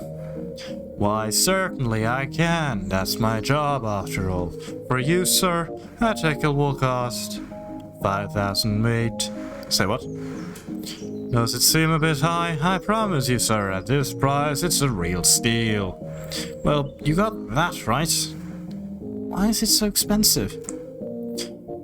Well, now this is no podunk like little traveling circus. We got rides, games, food, and an amazing demonstration of knife-throwing skills by none other than Barnaby Bob himself. Tell me about these rides. Well, I suppose I should say ride. We hadn't had a single grisly merry-go-round accident since... since we stopped turning it on. That's promising. bit more about the games. We've got tons of them. Does 3 count as tons? It's more like some. But we've got some of them. Bit more about the food. We got our favorites, popcorn, sarsaparilla with fancy new bottle caps, and get this. Did you hear about the new thing a fella invented?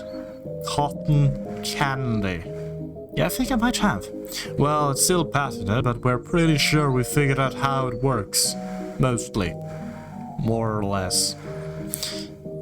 Tell me about this Barnaby Bob. Oh, the boss is a real master of knives, let me tell you. He does this amazing stunt where he gets a volunteer from the audience up on stage and throws knives at them. He never misses his target. Did you leave out the part where he puts an apple on her head or something? What? Oh, right. Sure. You're doing a very good job of selling me on this. Why, whatever do you mean? I'm outfoxing a clown. I know this is scary, but I'm doing it. First, you ask for an outrageous sum of meat, and then you describe your circus in terms that make it sound distinctly cut rate. Well, now, if you're really expecting me to pay that much, you'd be doing your best to make it sound like it's a magical paradise. On the other hand, if it really is a chintzy as you describe it, you'd be asking a price cheap enough to overcome the power of your word of your mouth. I tried to do that very quickly as an outfoxing by just talking way too quickly for him to actually be able to process it properly. I unfortunately am not able to process my reading and speaking skills as quickly when chintzy suddenly appears in the sentence. Which leads me to the conclusion that for some reason you don't actually want to sell me the ticket. The clown starts to look nervous. No, let's not jump to conclusions, friend. I'm just pulling your leg a bit. Clowning around like we do. It's all in good fun. So the actual price is 500 beat. I could buy half a horse for that. Sure, but what are you gonna do with half a horse? The circus is much more entertaining. Let me think about that. How much for more outfoxing? I ain't paying that price. I'm outfoxing him even more. I'm back. You're gonna run away with circus. I'd like to run away with circus, please. Aren't you a little old for that? Sorry, we aren't hiring. Darn. Hold on. And presumably you can sell me one. Yes. No, I'm not able to outfox him anymore. I had to be prepared. Oh well. I'm paying the 500. After all that arm twisting, I haven't got a lot of choice. 500, mate. Alright, let me just stamp your hand for re-entry. There we go. Enjoy the show. What about you, my partner? Partner's getting free. Ah, thanks. I like the service. Convenient. The ticket booth clown recognizes you and waves you towards the circus entrance. Finally free. I can now stop working again. As you enter the circus, the ticket booth clown shouts, "Welcome to Barnaby Bob's perfectly normal traveling circus sideshow, sir." In a loud and enthusiastic voice, I promise. You stroll into the circus. Actually, I guess it's more of a carnival, but let's not split hairs. And find it's almost entirely deserted. Now there's more than a dozen other patrons besides yourself. There are a bunch of clowns around working at booths and so on. More clowns than customers, which is a little unsettling, but at least the lines won't be that very long. I hope. Got it. Ooh, what's this? The merry-go-round has a dirty canvas top over it. What does it say? Condemned! Until further notice, we encourage anyone suffering from horse bite to consult the doctor. Ah! I see, live horses in the merry-go-round. Look at all this. Such amazing! I guess it's a little intense if you're mostly used to the desert. What, a balloon? Yes! What is it? Yes! Where do they sell balloons? Main stage. Balloons! This appears to be a shooting gallery type carnival. Well, I'm gonna take a closer look. Howdy there, fellas! What we have here is a game for sharp eyes and quick reflexes. I hope you won't take it as an insult if I suggest one of the other games might be more your speed, but you're welcome to try a luck all the same. What's the game? Well, On that wall behind me, where I've got a bunch of thick-skinned, under-inflated balloons, for 10 meat I'll loan you a cheap, inaccurate pistol and a pile of badly made ammunition, and your goal is to pop as many of those balloons as you can before the pistol stops working. That's an unusually honest-sounding description. I discovered making the challenge sound exactly as difficult as it is only makes people more determined to be the one who beats it. Yeah, no, honestly, I do agree with that. What is the price? A ticket to Barnaby Bob's stage show, which is otherwise sold out, so it's a rare catch, my old friend. Okay, I'll give it a shot. I clearly ain't moxie enough for this. The clown hands you a cheap pistol and gestures at the balloons behind him. Good luck! You shoot at the balloons until the pistol jams. You manage to pop a few, but not very many. The clown nods. Yep, that's about average. Not enough to win the prize, though. Sorry. Dang it. Well, I feel like this is what I'm going to be able to do. A child. There's a kid here, searching around with a sad look on his face. Hello. You okay, kid? Did you lose your parrot? I lost my lucky bottle cap. You haven't seen it, have you, sir? No, but I'll keep an eye out. What does it look like? It's shiny steel and it has a little chain. Okay, I'll let you know if I find it. Where, that's a kid. Oh, there's a clown here selling rubber toy balloons. When he sees he has your attention, he smiles and waggles a balloon at you enticingly. Hello, clown. Over there, fella. Interested in a toy balloon? How much are they? For you, just 30 meat. What colors do you have? Oh, well, just take a look. Red. Oh, they're all red. Thank you. I need someone to tell me I can't see color. I turned on color blind mode, but it really didn't help. How do you make them float like that? Why, there's nothing to it. Heck, they all float around here. Of course. Well, I'll take one. Alrighty, here you go. It's red. Anything else I can do for you? Can you tell me more about the circus?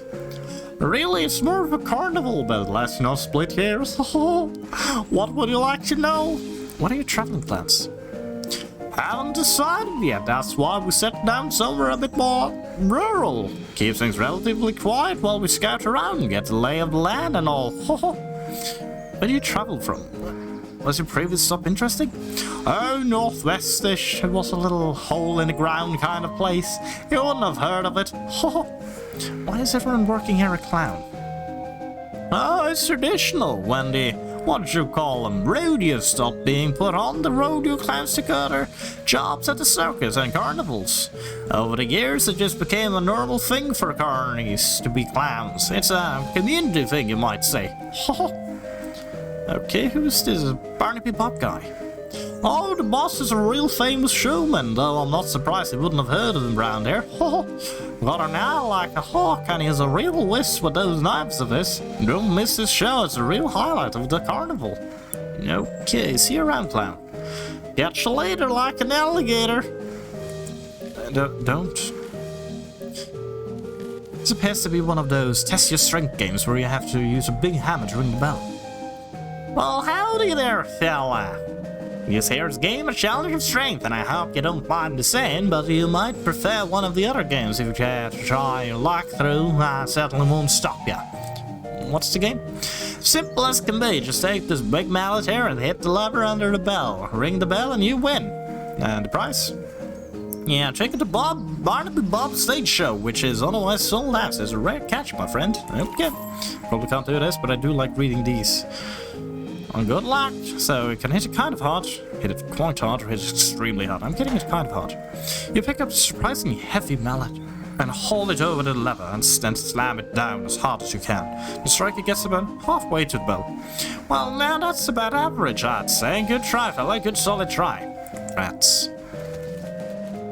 Now, how much do I have? And I only have halfway. I need way more mysticality to be able to do this.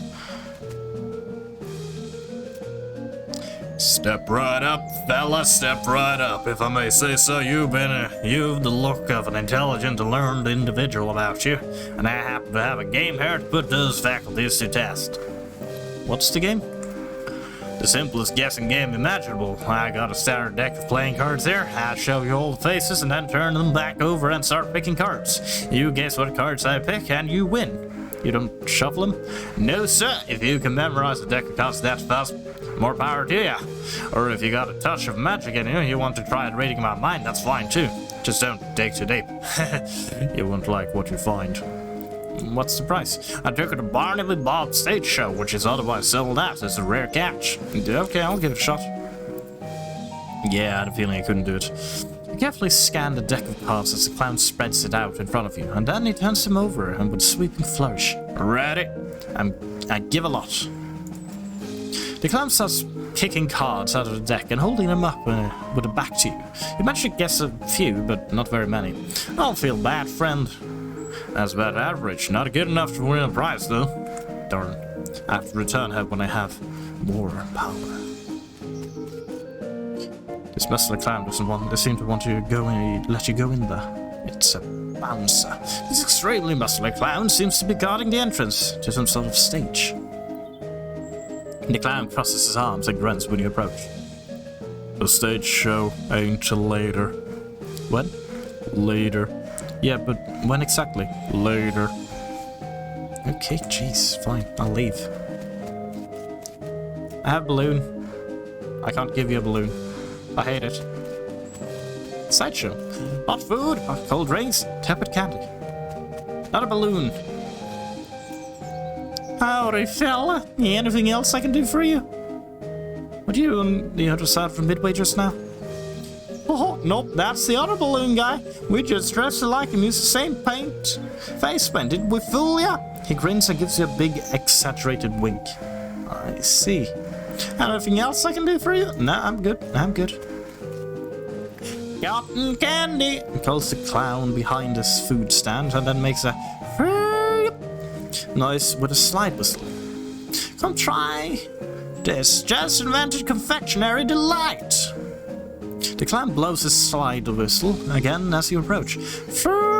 Step right up, fella. Step up and try one of the world's newest candy sensations. What is it? Cotton candy, defined as several senses of the word.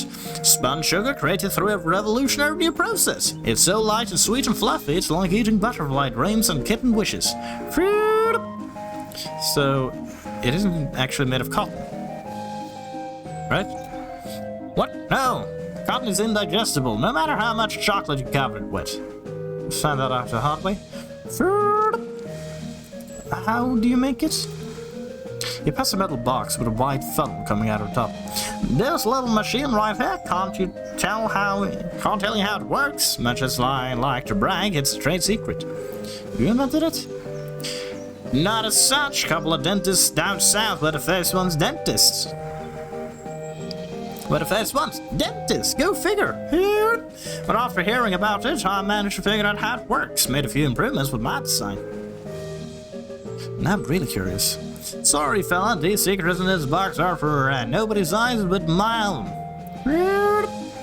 I'll be happy to sell you some cotton candy now. How much? Just 300, mate. No, thank you. I ain't paying 300 for that. Gold rates, calls the clown behind the food stand. Ice cold sarsaparilla and bottles. Howdy, sir. Care to treat yourself to an ice cold soft drink? You said you're selling them in bottles? That's right. Got a newfangled crown cork bottle caps and all. What kinds do you have? I got root beer, gingerbread, and sarsaparilla. How about orange? Nope.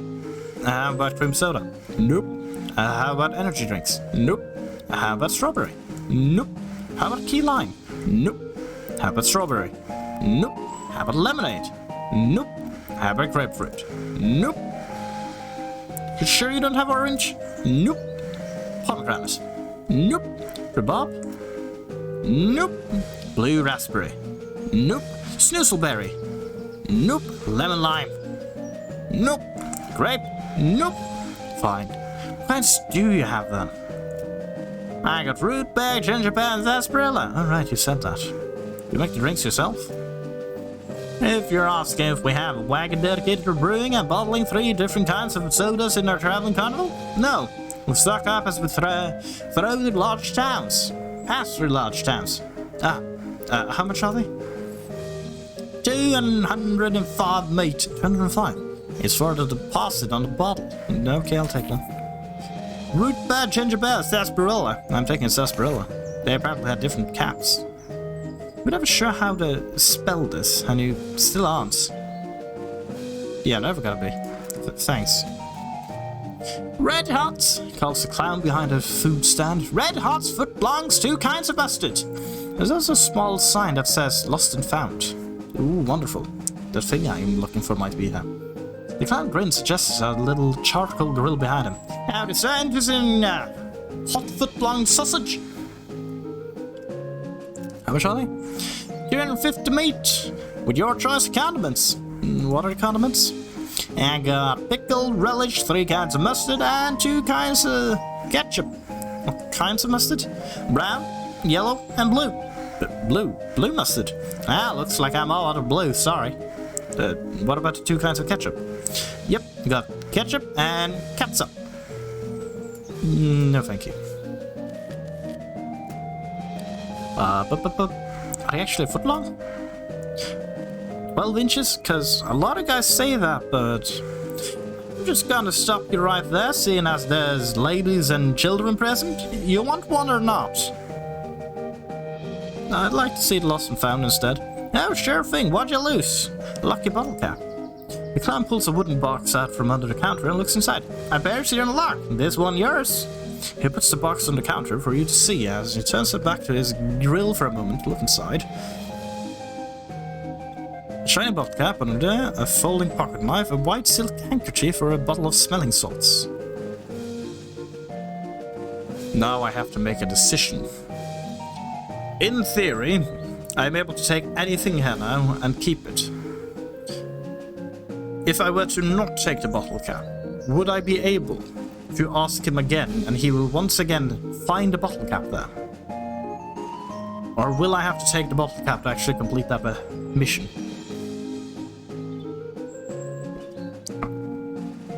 Then again, the only thing that interests me is the silk handkerchief. Sorry, child. Effectively, the previous owner of this does not appear to have gotten any use out of it. Oh, it's useless. Thanks. Sure, no problem. Can I ask again? Oh, sure thing. What'd you lose? Bottle of smelling salts. Okay, where's your luck? Oh, never mind. This is easier than I thought. I was overthinking it. I'm just... You're in luck. Folding knife. A little folding pocket knife. Yep, it's all gonna be mine. Mine! I lost a lot of things, my friend. Thank you. Ooh. Yep, that's the one. Thanks. No problem, sir. And then... Oh, sure thing. What did you lose? Well, nothing. What? I just figured I'd see if I had anything you liked. Look, there's no such thing as an honest thief. You gotta pick one or the other. Sorry. I tried, though. Oh, well, bye. Sideshow. I'm gonna talk to them. The clown is presumably selling tickets to the sideshow. Hello. Howdy, fella. Can I interest you in the wondrous and mysterious delights of the sideshow? What all do you have in there? Secrets, mysteries, things to wear and disturbing to be witnessed by the light of day. Freaks? Not just freaks. Gosh. How much does it cost? For you, 300 meat. And for everyone else? 300 meat. Okay, I'm in. I'm sold. You won't be disappointed, and in the event you are disappointed, no refunds. There you go. Enjoy. Okay. The sideshow tent is fairly large and packed with weird things to look at. Like all good sideshows are. A few lanterns are hanging from the ceiling, casting flickering shadows around the making and everything look even more eerie. A clown is hanging out in her, presumably to keep an eye on the exhibit. He grins and nods as you enter. Come on in, take your time, have a good look around, just remember, no touching. Boop. Boop. Boop. Boop. Boop. Boop. Boop. Boop. Boop. Boop. Well, we're doing this from the beginning, I guess. Methodically. This looks to be one of those weird bent mirrors to make you look all crazy, as if there wasn't enough crazy looking stuff around her already. This mirror somehow shows you what you'd look like in clown makeup. Bloodshot eyes stare back at you from a pasty white face painted with an odd pattern on red triangles and a flickering lantern light. It almost looks like it winks at you. Ugh. The mirror makes you look really stretched out and thin. Your limbs twist and writhe like snakes as you move around. It's a bit unsettling and your muscles ache a little sympathetically. Your reflection in the mirror is short and swatched looking, folded up like an accordion. You spend a moment moving back and forth in front of the mirror, seeing as how the image changes. It's kind of amusing. Based on this attitude, uniquely combining attentiveness and extreme boredom, you assume this clown's job is to keep an eye on the sideshow's exhibit. Howdy, fella. Welcome to the sideshow. Thanks. What's the scene now? Well, down to the left, we have a collection of spooky warped mirrors. Right here, we have exhibit of clown eggs and pickled pugs. And further down to the right is our freak show. Feel free to explore. And I'll be here if you got any questions. I have a question. What's with those weird mirrors? Ain't they a riot? That's what they call an optical illusion, as I understand it. Has to do with the way the light reflects off of them. I'm 100% sure that what I saw can't be explained by a reflection of light. No telling what you might see if you look too long. Uh-huh. I have more questions. About these, people. You mean the fricks? Ain't they a scream? The one with a giant eyeball head is my favorite. Nice quiet fella. Uh-huh. If you have questions about the other two, feel free to ask him personally. I wouldn't want to be telling tales out of school since the eye guy can't talk, though. You can ask me about him if you want to. Okay, what can you tell me about him? Not much, I'm afraid. To be honest, he joined us about a year ago, maybe a little less. Where did he come from? No idea, weird, ain't it? You'd think fella looked like that, you'd be read about Mull in papers and stuff, right? Well, yeah, it sure is mysterious. How do you get like that? Couldn't tell ya. I bet you've got a theory, at least. Well, maybe he saw something no human fella ever see. Okay, bad. There's more to ask about, though. What could you tell me about these eggs? I pressed the wrong one, didn't I? I did. Whoops. The eggs are 3. That's the traditional clown thing. There's a placard next to them that explains in detail. Don't get too close to place. Don't get too close, place. You're fragile. Okay. What about the last thing I have to ask about? What are these things in the jars? That's what we're in business called pickled punks. I mean, not real strange and twisted creatures such as you've never seen before and the like, captured and preserved and on display for your entertainment and edification. That's how the boss says it. Are they real? As real as they come. Here. The shelves are displaying a large collection of strangely painted eggs. I'm having a closer look. You see several shelves full of white eggs, each one painted with a unique pattern of colorful shapes. A small placard pinned to one of the shelves says, "Clown eggs." In the circus community, it is traditional for each clown egg to paint their own makeup pattern onto an eggshell. These clown eggs are archived for future reference to ensure that no one chooses a pattern that has already been used. It is considered extreme taboo to wear another clown's face. These must be the eggs for the clown that work in the circus. You recognize a few of them, like the clown here in the sideshow tent, and a ticket seller clown up front. I say, wait a minute, that's the egg for that balloon selling clown. Did he tell you there's another guy wearing the same makeup? Wearing this sign, that seems unlikely. Inspect the eggs more closely. Hey, step back, please. No touching. Oh, sorry. These shelves are filled with jars, and the jars are filled with things. Real weird looking things. I'm looking closer. You lean in a little, closer to inspect the jars. They mostly contain malformed and or mutated animals pickled in formaldehyde. A 3-headed kitten, some kind of ferret or weasel with 8 legs, a twisted Mobius loop of a snake. Oh, that sounds interesting. Without a head or tail. Weird crazy stuff. One shelf seems devoted to huge, gross, pale grubs like fat, featureless white worms the size of sweet potato. The one on the end is larger than the others and has shiny black eyes. Someone has painted its face and in a apparent parody of clown makeup. Yuck. Taking a closer look. The pasty white face has been painted with little blue triangles over and under the eyes. The creature has a long, thin slash of a mouth, as well as the area around it has been painted with bright red lipstick. The black eyes flash red as the thing suddenly crashes in its jaw, spinning to face you and stretching its mouth open, revealing rows of yellow shark teeth. You stumble back in a cry of shock. You got some pretty good there, buddy. What is that? It ain't a real critter. It's made of rubber and clay and doll parts and such. Got an electromagnet under a shelf to move it with. That's real funny. He takes a little push. There's a little push button gets him out of his pocket to show you. Should have seen your face. You jumped about right out of your boots. This guy's startling. This guy is a startling sight, even for a circus freak show. His entire head is one enormous eyeball. As you look over, he stares back at you. Not that he's got much of a choice. Hello there, I'm Shoe. How's it going? Can you talk? Guess not. So, this circus gig.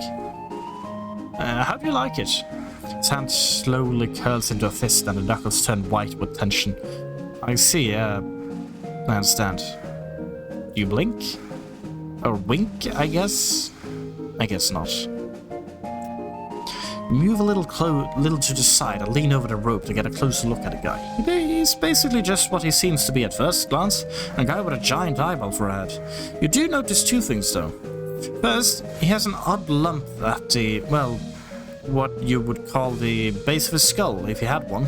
A sort of crumbled, fleshy mass, the size of a fist, with a squint and some imagination. It almost looks like it's a crushed and shriveled vestigial remains of a human head. The second thing you notice is that his ankles are locked to the legs of his stool, and the legs on the stools are bolted to the floor. Okay, well, see you around. I am so sorry about your life. This man is neatly dressed, though his suit is a bit threadbare and out of fashion. He's smoking a pipe and leafing through a magazine. When you stop to look at him, he nods amicably. Hello there, welcome to the sideshow. My name is Douglas. Hi, I'm Shoe. Delighted to meet you. So, well, Are you perhaps trying to think of a polite way to ask what's wrong with me? yeah, you got me. Don't worry, Shoe. I am in a sideshow after all. It's an obvious and natural question. Wait a minute. You said the last bit without moving your lips. Are you a ventriloquist? Not at all. Allow me to demonstrate. He stands up and turns around. His back is the same as his front. That is, his suit has been tailored with two sides. And he has another face in the back of his head, with his hair cut and parted appropriately. Ta-da! As he sits back down, his knees and other joints crack and pop loudly as he reverses himself. Douglas winces slightly, though certainly not as much as you'd expect. Then, surprising, yes. A bit, yeah. How is that even possible? Douglas shrugs and holds up his pipe up to the now back of his head, so his other face can take a puff. Are you, what's the phrase, Siamese twins? Not exactly. It is difficult to describe, I'm afraid. Two minds in one body with two faces? It would be closer to the truth to say two instances of the same mind. Wait, as you say, two faces. You're right. That doesn't make any sense at all. The other face chuckles as Douglas holds his magazines behind his back. It took some getting used to, that much is quite certain. Were you born like this? I would rather not discuss how I came to be this way, if you don't mind. Okay, sorry. No apology necessary. Your niece must be a wreck. Surgery was necessary to permit him to bend in both directions. It sounds worse than it feels, I assure you. Why are you in a sideshow? I have a contract. Wait, why in sideshow? With a regular suit and haircut, you could easily pass for normal. I have a contract. Out of the corner of your eye, you spot a clown making a gesture, but you didn't catch what it was. Douglas clears his throat. Plus, well, it's quite a life, you know, free room and more travel the world. And you meet such interesting people. I'll talk to you later, Douglas. I hope you the best. There's a lady here with her head sticking out of a hole in a large metal box. She nods politely at you. Hello? Hello there, enjoying the carnival? Well, it's interesting. She smiles slightly. Yes, I'm sure it is. Can I ask you a question? Certainly. What's your name? I'm Janet, and you? I'm Shu. Nice to meet you. Nice to meet you too, Shu. Why are you in a box? That's a rather personal question, isn't it? Sorry. Only teasing you, Dad. Would you like to see inside? Sure. Janet whistles to signal the clown as he moses over and locks the door to the front of the box and throws it open with a theatrical flourish. Ta-da! Inside, instead of Janet's body, you see a tangled, complicated assortment of glass tubes and pipes, ticking clockwork gears and pumps. Liquids of various colors, mostly red, slosh through the tubes. A large bellows near the top inflates, then begins to slowly deflate. What do you think? Is this a kind of trick, right? You're folded up mirror. It's some kind of trick, right? You're folded up a mirror behind there or something, right? No trick. The clown chuckles and walks around the back of the box. He opens the hatch and waves at you through it, and then he saunters back to his place out by the shelves. I mean, it's amazing, though. They managed to keep someone alive with a machine. I've never seen anything like it. Well, I'll take that as a compliment. It's certainly educational. I imagine the larger tank on the left is my stomach, if you would like to see what I had for lunch today. Sure. Oh, you watch the various liquids slosh around in their tanks and pipes for a minute. Red, gross, but it is indeed educational. You've got perk, anatomical learning. +3 melee damage. I am stronger now. But how did this happen? Were you in some kind of terrible accident? I'm sorry, but I can't talk about that. Oh, of course, sorry. It must be a painful memory. A calmly composed face creases into a very slight grimace as she shoots a sidelong glance at the clown. Yes. Is this the last time the ride had an accident, perhaps? Well, it was nice to meet you. Good luck, Shu. Oh. Right, yes. Anyway. I'm out. I have to deal with the clowns. Let's see. But you told me there's another clown with the same face paint. That's right. In the other balloon cellar. Except I looked at the clown eggs display in the sideshow. There's only one egg with that pattern, and it's supposedly taboo for a clown to use another clown's makeup. Say, you're real sharp. Better watch out. Don't cut yourself. So, what's the deal? You're right, there's just me. I walk around Midway and sell balloons at both ends. When people ask, I like to have a little fun with them. So you're not actually following me around? What I need to do that? You aren't dangerous or anything, right? Right. Anything else I can do for you? I'm good. I'm still gonna have a chat with the other one just in case you're lying to me. Whee! Either way, I'm gonna need a lot more XP to be able to do this sideshow stuff. Oh wait, kid, I forgot about you. Hi, sir. Did you find my lucky bottle cap? Is this the one? That's it. Thank you, sir. No problem, kid. No reward for me. Hello again, sir. Say that's a real nice balloon. Want to trade? I'll give you my lucky bottle cap for it. Oh, okay. I have this one. Presumably this belongs to that kid because I can't imagine there's more than one person who would be into a bottle cap. Thanks, sir. The kid runs up with his new balloon. I guess I earned a meat on that. Hello. Oh. Oh, I can get a new one. I'll take one. Another balloon! Also. Yeah, the exact same lines. Very well. Gotta return here later. Let's go, Gary. We're leaving. Somewhere. Wandering time. Oh, crowbar time. You find an abandoned crate with fort all dead, sentinel on the side. Maybe the ship has decided it wasn't worth the effort considering it. Smelling salt and chemical bullets. Ooh, poison an enemy. Cool. More wondering. There's gotta be more locations I haven't discovered. A shout. Well, more of a loud hiss. A skeleton leaps at you from the underbrush. He's wearing cavalry hats and has a cavalry saber, but isn't riding a cavalry horse, which I'm pretty sure is the main thing that differentiates cavalry from infantry, if not the only thing. Anyway, I'm gonna be questioning his designation. Hold on there just a minute, soldier. What's an infantry soldier doing wearing a cavalry hat? It's chapter. What kind of fool do you take me for? Cavalry soldiers ride horses. That's what cavalry means. If you're cavalry, where's your horse? That's what I thought. Give me that hat, soldier. You can have it back when I see you riding a horse. Skeleton glumly turns over his hat and marches away. I got a new hat, it's a cavalry hat. I'm riding a horse, it's fine. Sweet. Oh, hang on, I just gotta check what hat I have. 3 mysticality or armor and muscle. Ah, mysticality is still better. Wandering time! Spot a hellcalf grazing off to the side of the trail just as it spots you. Its eyes glows, and 2 shadow cows split off from it, forming a small fighting herd. Well, I'm fighting him. I'm gonna regret this, aren't I? Baby. Bane! I gotta upgrade my Bane. It ain't strong enough.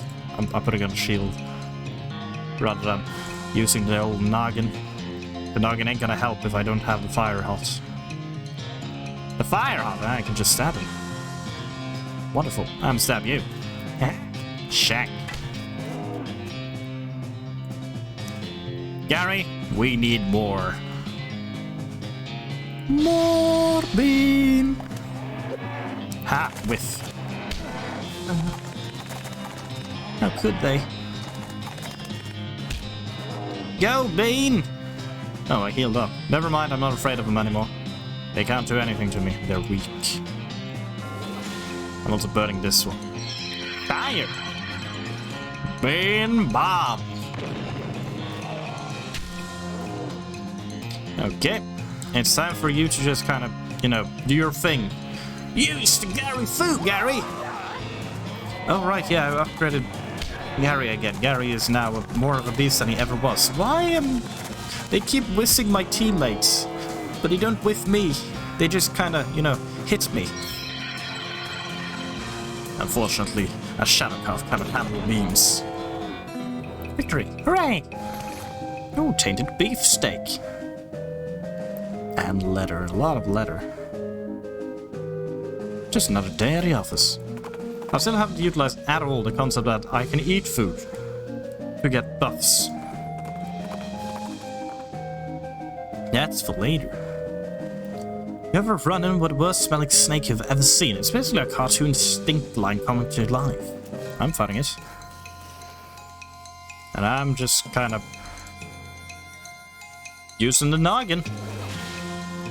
Mysticality! Thinking about it, I just needed to kind of stab it and then let Gary through it. And boom, it will die. Because Gary is a beast. Oh, I remembered something. I have a postcard I can send home! Eventually. That's a lot of location I've discovered. Run! Faster! This guy looks like he's in a lot of pain. You okay? You okay, buddy? I'm pretty sure my leg is broken, so no. What happened? Traffic accident? No, it just sort of broke all of a sudden. I guess I don't get enough vitamins or whatever. Good nutrition can be difficult in this day and age. I'm going to need some medicine for this. Can you help? Sure. Thank you. There's a mission up north. The nuns that run a little hospital and sell medical supplies. Can you get me some broken leg pills? I actually already have some. I knew I'd need it. Well, thanks. I feel like a new man again, or at least the same man with a new leg. That's good. Go drink some milk or something, okay? He waves and skips away happily. Well, that was nice. I don't have the broken leg pill anymore, though. Hey, child. Bye, child. Post office. I'm Shoesize. Any mail for me? Yes, actually. Package came for you. There you are. Ooh, package from Rufus. Thanks. Before that, I still have I'd like to send a postcard. Alright, let's have at it. That'll be... Oh, it's one of them prepaid ones. That'll be zero meat then. I got a gift. I got a gift. It's a package from your younger brother Rufus. He's weird, but he's a sweet kid at heart. He gave me bean craft. Dear bro, I found this and thought it might help you not die. You got a nice advanced beancraft. Jace, you really miss that kid, and you miss your parents. You get all nostalgic just thinking about it. Nostalgia mode unlocked. Well done, we're gonna be running with nostalgia mode for a little bit now. Read this and learn a new bean slinger skill. Of course I will. There's an article about the butter bean, which just kind of reduces everyone's stats. There is the uncanny presence, which gives resistance to elemental damage. And then there's a whole set of recipes for ice-cold bean-based desserts. The Great Northern Blizzard. I mean, I'm taking the Great Northern Blizzard.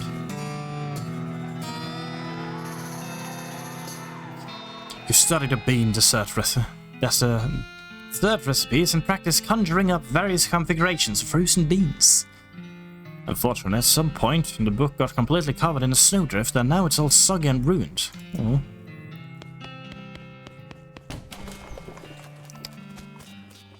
But I mean, I kind of like how it looks now. Anyway, you wouldn't happen to need me anymore. Oh, hey, good to see you. You know, you've really cleaned up the area. I'll find out about this for you. Does that mean I get to be a sheriff? No, but I guess you could be the marshal if you want.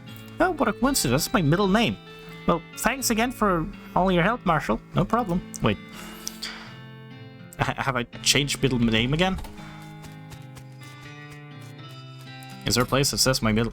I'm Marshal Shoesize now. I'm no longer Shoesize. I'm Shoesize now. I have to change all the titles. It's not easy to deal with ever-changing names, you know. Heidi. You didn't have anything else? Nah. I don't need it. I'll find it eventually. I've already searched you, my friend. Hey, I heard you had something interesting back there. Oh, right, yeah, it was the entire plaque story. Not sure what you're talking about. Maybe my info's too old. I found a note from some travelers that passed through here about 8 years ago. Oh, yeah, that was the previous bartender. He had, a little trick he used to offer some people. It's what got him fired eventually. That said, his wife wasn't amused. He rummages around under the bar for a minute and blows the dust of a tiny piano about 9 inches tall. Here, you can keep the piano as long as you don't ask me about the trick. Okay. My piano now. It's a miniature piano. It'd be the right size for a foot-tall trickler of the ivories, but the winding key on the side seems to indicate that it plays itself. Yes. The piano isn't playing right now. Want to turn it on? You wind up the crank and the piano starts tinkling merrily. So merry, so tinkly.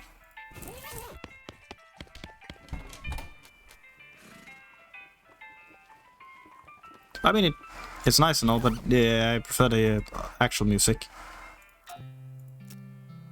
The actual music is nicer. Carrot, here we go.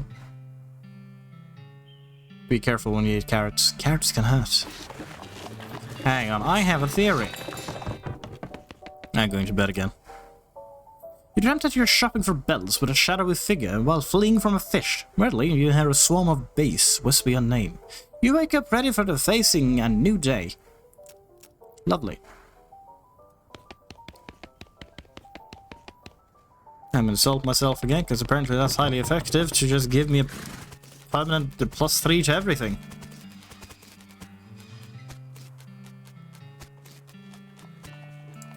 Now then. I was going to the post office, because that was the main thing that changed. Aha! If I wait for the next day, they have gotten their mail and sent one back. Hi, I'm Shoesize. And a mail for me? Yes, actually. Package came for you. Here you are. Thanks. Yeah, I'm still Marshall Shoesize. Good. I was afraid I lost my name. It's a package from your younger brother, Rufus. He's weird, but he's sweet. The package is empty, or maybe Rufus sent you some kind of special air. That sounds like something he'd do. Read it in. You sniffed the inside of the package. Well, that's a lot of XP. Wow, it was special there. Nice. Woohoo! Thank you, Rufus! And I could use that on stuff. How much XP? I have 400. I can... Yep. 20 mysticality now. Wait, no, I want to upgrade the bean. No. What have I done? The bean is not going to get upgraded yet. It's going to take some time. When did you get your cactus, Bill? I didn't expect to see you around these spots. Well, I gotta admit, I got a little envious when I saw you leave Boring Springs, and I figured I'd hitch a ride out west to see what I could see. And just look at this place. So much hustle, so much bustle. There sure is a lot of both of those. Hey, nice spot. Thank you kindly. So, what's new? Well, to be honest, what's new is a profound sense of longing and loneliness. I'm sorry to hear that, Bill. Well, it is what it is. I was hoping I'd run across a similar lonely cactus lady somewhere out there, or failing that, a normal human lady looking to marry a cactus. No luck? Not yet. Of course, getting around is a bit of much of a challenge, but us cactuses live a long time. I'm sure I'll meet somebody. Someday. I'll keep an eye out. Heck, I would sure appreciate it. It's nice to see that he's still okay. Would there be anything else then of interest around here? No, there's just a bunch of empty lots. Well, it is wandering time. No, Snake Pit Mine, I haven't actually been there yet.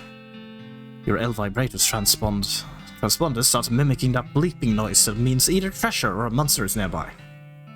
It turns out to be a monster. Nuts. Fortunately, it doesn't seem to have noticed you, but I'm gonna kill it. I don't know what it is, but whatever it is, I'm setting it on fire. Because I'm strong enough to do this.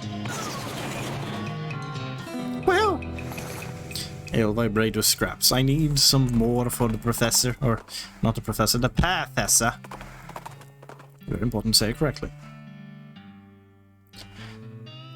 As you're riding toward your destination, you pass by a building in which a barn dance is happening. I guess that makes it a barn. The people inside seem to be having a pretty good time. I'm joining in. You mostly up in and have a grand old time at the barn dance. You even learn a few new moves. Most of the moves involve pretending to reel somebody in from across the dance floor with a lasso, but still, new moves. And back to wandering. After one of the side trails, you covered with wagons. And a small family of settlers. You folks okay? We ran away to Dirtwater, but a wagon went and broke down on us. Alright, it's these people again. I'm gonna give them a ride. I'm gonna help them. It's all for the free XP. I'm gonna travel back to Dirtwater either way. Your curved path with Wandering Sally again. Hey, Sally. The apple. I need those for my horse. I can unsave Kraken. I'm also very broke now. Heck yeah. When you're done reading it, you lock it up in a safe that turns out to be slightly too difficult for you to crack, so it's gone forever. Dang it. Not again. Keep doing that. Now, where was the safe? I think there was one in the silversmith house. Maybe. Maybe not. Aha! I don't think I can open that. That's a bit beyond me. Where else would it be, though? Has to be another place.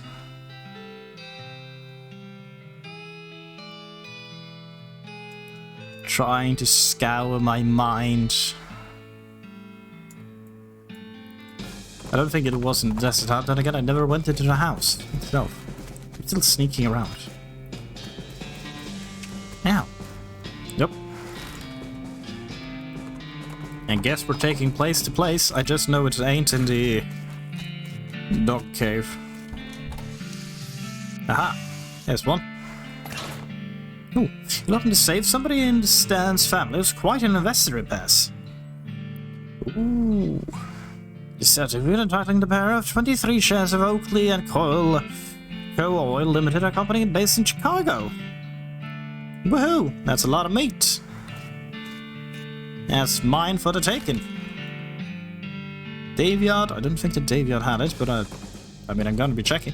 Out in the middle of the desert, you find an abandoned minecart. It's sitting on a section of minecart track about 12 feet long, which starts nowhere in particular and ends even less somewhere in particular. I'm checking it out. My unrefined nugget is mine. Yeah, I'm coming for you, Daves. I assume there's nothing here, but still, I'm checking it out. Yep, nope, nothing. Bottom Willow's store. I don't think there was anything I could crack here either, but, you know, I'm checking. Gotta be paranoid. You never know. You never know.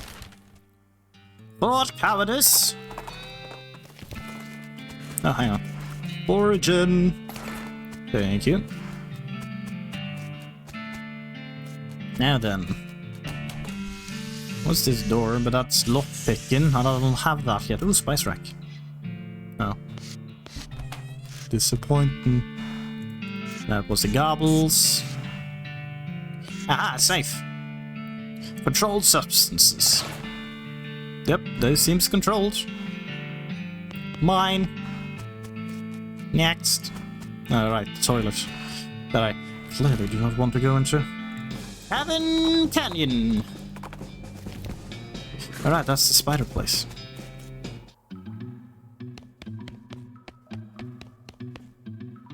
Yeah, no, I do not remember any sign of a safe here at all.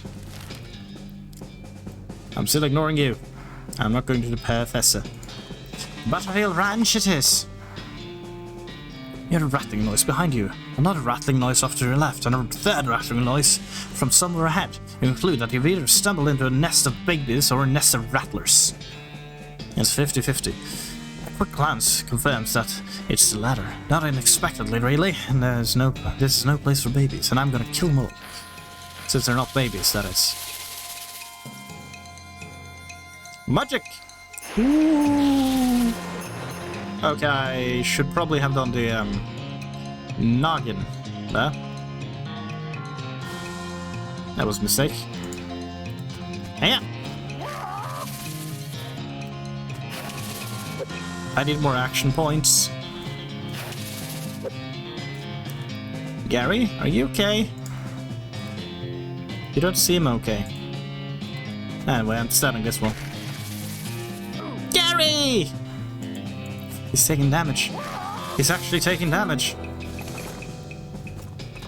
That's terrifying. Wait, can I forage you? I can. Heck yeah. Foraging time. I still don't have... Oh, I had butter. Infernal butter. Oh. I don't know what I'm using that for. I still need some more lock picking. Coal Ridge Mine. You round a corner in the box canyon and you find yourself face to face with Pyrobove. You're boxed in again. Unfortunately for this thing, apparently it doesn't care that I deal a lot of damage. It's also very weak. Compared to Gary, that is, who is a god. Dear God, Gary. What would I do without you? Literally, what would I do? I don't know. I wouldn't happen to... Aha! I knew it. There's a combination lock on it, and you don't know the combo. Fortunately, the sort of lockers they have at work sites for employees to put in their lunches, and are not exactly high security locks. I'm a crack it. But still. There's nothing inside except a couple of old empty milk bottles and a discarded paper caps. The cap identifies the Butterfield Dairy with a little logo in the shape of a territory and a star presumably marking the dairy's location. Ooh. So I assume that was just a, hey, here is the location of that place, in case you haven't found it yet. Unfortunately, I have found it. You hear a rustling noise behind you. Once more, it might be babies, but it ain't. Okay, so this one deals 13. Costs 4, I have 5, and the noggin... Ah, it costs 2! I need to upgrade, so I have 1 more. I did have that thingamajig. Where's that? Smelling salts. I'ma try it. I'ma do things and stuff. Sniff this one. And then I will do 23 cold to all the snicks. Immediately winning. Well. Yeah, no, Dan didn't have any. Wondering time. Ooh, another of the L vibrator. I'll just stab you and have Gary stab you. When it's just a 1v me, I don't need to do anything but let Gary deal with everything. He's got it handled. He knows what he's doing. Compared to me. You spy a burned-out ranch house on the horizon and pull angsty meat up to investigate it. I need lockpicking. I don't have lockpicking. Oh. The sound of gunfire draws your attention cautiously to where you find a goblin shooting a large pistol at some boulders. With the sound of gunfire and pinging ricochet filling the area, and the goblin doesn't hear you approach. Hehehe, what a fool. I'm gonna talk to him. You are to excusing me? Oh yes, hello, what? Hello. The rocks. Why are you shooting them? For practices. The cracks in rocks you're shooting for a crack shot. To seeing? At foxing time. This pistol, where are you getting that? I am making them. That thinks. To seeing it, can I? Sure. Inspect a pistol welded together out of scrap metal and are frankly amazed that it fires. Can I, to suggest it? Yes. If you disrest removing a gun better to shooting, I am thinking. I am agreeing, only how to? I could probably... to cleaning with magic, but for money. Sure, okay, I am having that. The only rust removal spell you know is designed for cleaning corroded cookware, but it works well enough. The Goblin Delighted gives you meat. Hooray! 50 meat.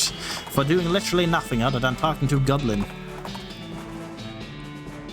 Another fight. Another victory. Just go for the strike. Get him, Gary! Goodbye. L vibrator scraps have been collected again. Wandering time! Ooh. Investigating the smoke of a nearby campfire, you find a bandit snoozing cosily beneath a large and colorful kilt. Which seems like a strange choice of camping gear, right? And then he wakes up and jumps to his feet, revealing that the large and colorful kilt is actually a large and colorful kilted pair of pants. In stark contrast with his whimsical pants, he is undeniably hostile. But I'm a misinformant. Howdy there, sorry to bother you, I was just looking at the elaborate kilted designs on your pants. This is quite a find you got there. What do you mean? Well, you see, I'm a student of archaeology, and some of these patterns are very similar to an ancient script I'm familiar with. I believe what you have there may be the key to a lost civilization. Would you mind turning around so I can see the back? Nonplussed, he turns around. You poke at a heavy quilted fabric while lifting his wallet from his pocket. Yes, about 2 days ride north by northeast. You should look for a great big rock.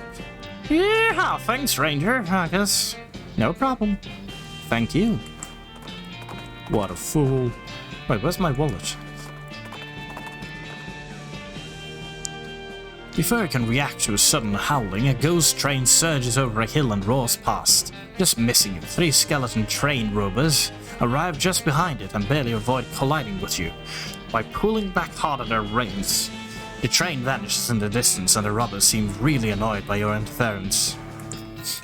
Madam J, kindly do you not liking me? I like being liked.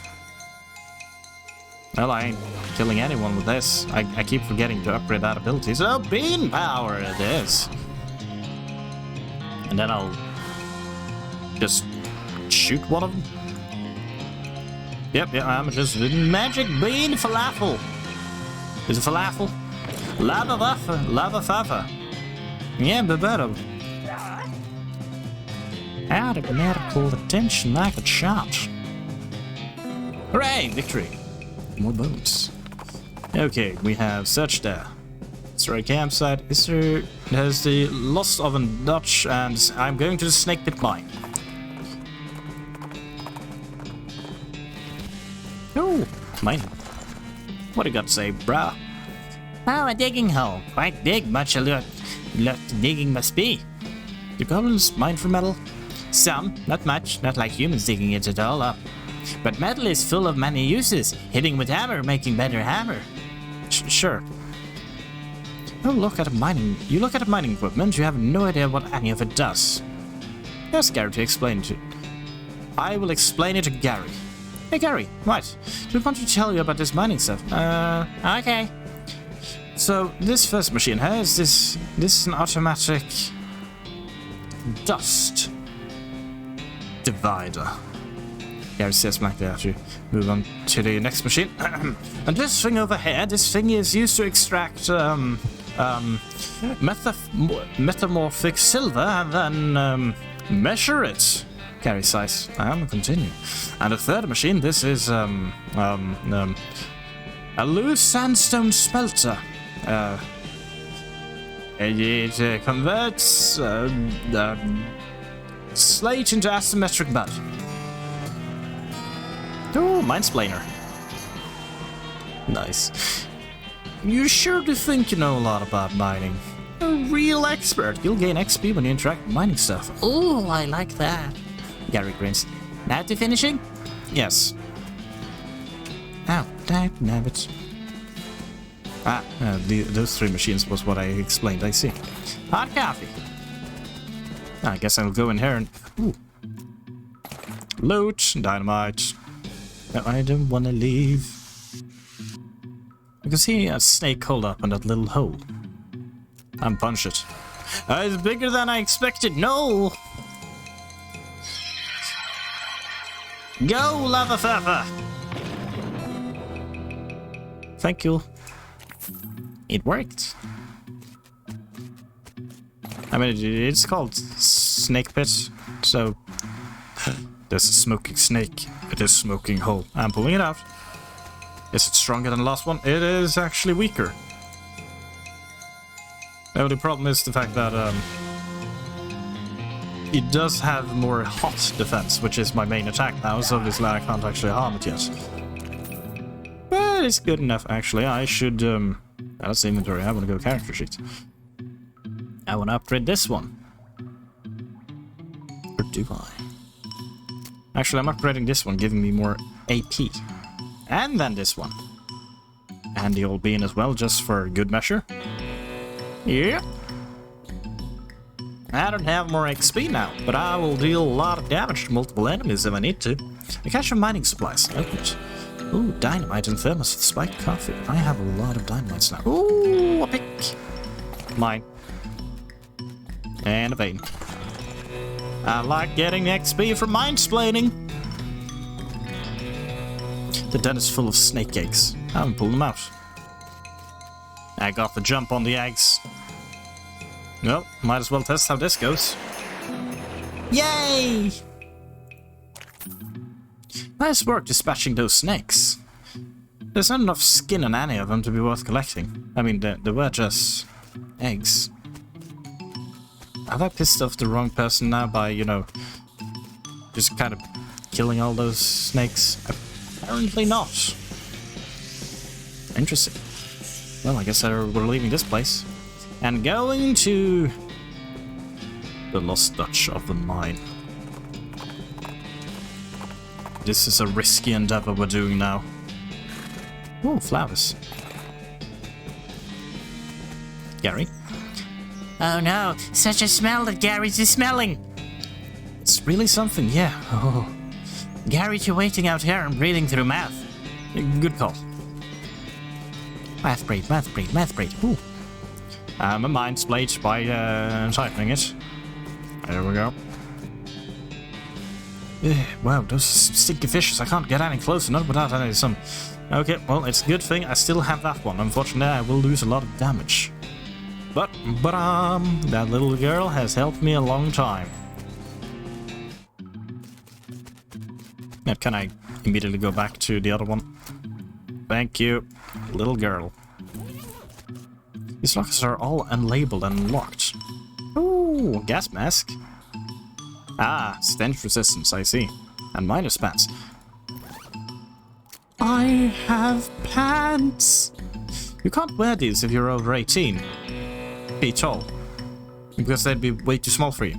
Yeah, they're miner's pants, after all. The miners must have eaten down here to avoid the stench upstairs. Well, it's mine now. Ooh, sugar guns. We found it. I don't know what kind of tobacco these miners are chewing, but it must be extra corrosive because this brass spittoon has a hole eaten through the bottom and the dark stains underneath it where the spit leaked out. Although, oddly, it doesn't seem to be leaking now, and it's half full. I guess they might have plugged a hole with something. I'm expecting it. It's a spittoon. It's disgusting. You can practically see the stink flies coming out of it. Come on, let's not do this. I'm inspecting the spittoon. Oh, jeez, fine, okay. You crouch down and take a careful look at the filthy spittoon. The inside is blackened with years of worth of stains. The death broth inside has a rainbow sheen like a parking lot oil spill, and occasionally a little bubble pops on the surface. You can actually feel a slight warmth radiating out from it, from whatever dire chemical reaction is taking place in there. You realize you're holding your breath, not deliberately, but from the human body's natural instinct for self-preservation. Imagine someone made a big pot of chili con carne and left it under the porch. 3 rats crawl into the pot, eat half the chili, and then die. A week later, a family of cockroaches take up residence among the writhing maggots. The cockroaches smoke thick black cigars, which they light with puffs of burning human hair. That is what it smells like. Yeah, I'm still searching it. I'm too deep now. Fortunately for you, the rainbow-colored film on the surface of the liquid coats your hands as you plunge it into the toxic stew, keeping it from being immediately dissolved down to the bones. The smell intensifies, and your stomach prepares to hose the poisons off of your arm with a high-pressure steam stream of vomit. I'm continuing my search. Your fingers touch something at the bottom of the spittoon. Better pull it out fast, where they still have something to pull with. Pull! You pull the world's most disgusting pair of pants out of the spittoon and jump back as the hole at the spittoon's bottom, now unplugged, begins to leak steaming filth. Congratulations, you are now the proud owner of the worst object I've ever been paid to think about, narrowly defeating a leather bondage harness made from the skin of a clown. You got an item, spit-soaked pants. These pants look and smell like they were used to line the bottom of a leaky spittoon, and there's a very good reason for that. And they give me armor and speed. How are they compared to my current pants? I just got pants. I now have better pants. I have more speed now. Oh. Oil. Lodestone ring. Meat gain. I don't care. I don't need meat gain. I just need buffs. Ooh, an elevator. The elevator mechanisms are all rusty. I'm owning it. I can write it down. Going down. Now what? You emerge from the elevator into a deeper shaft. By the light of your lantern, you see exposed meat veins on nearly every surface. It's unusual that there will be this much readily available meat left in a working mine. What were they digging for if not this? Curious. Well, anyway. Meat! Meat! Meat! Meat! Meat! Meat! Oh, shovels, dull to uselessness. Was one of our miners digging with his helmet? They seem to have been desperately digging. Looks like a miner died trying to dig deep with his hands. Well, I guess I'm gonna be talking with this guy. Hi! This guy's totally out of it. He's gibbering and drooling and doesn't seem to even see you. Hey, buddy, are you okay?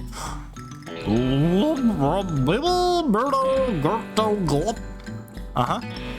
You have your hand in front of his face, but he doesn't react at all. Huh. Well, I guess we're going down.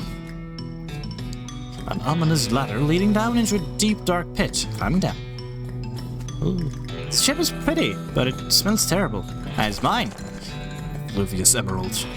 If this gem is half as valuable as this pungent, you're in the money. And you should probably wash your hands before you spend it. This guy seems to have gnawed of his own hands before he died. You start to feel very uneasy. Finger bones are all splintered. The hands at the back of your neck stands up. This guy worked his fingers to the bone, digging, and then worked his bone to the marrow. Heart is pounding. The gouge marks are dark with blood. You have to get out of this pit right now. The scratches are just painted on, in blood. You have to get out of this pit right now. Now that's an interesting one. It's painted on, but in blood. Good God. As you get near the rocks, the voices in your head begin screaming too loudly to ignore. To get out of this pit right now. Fine, I leave. You win this time, game, but I'll get you next time. Going up.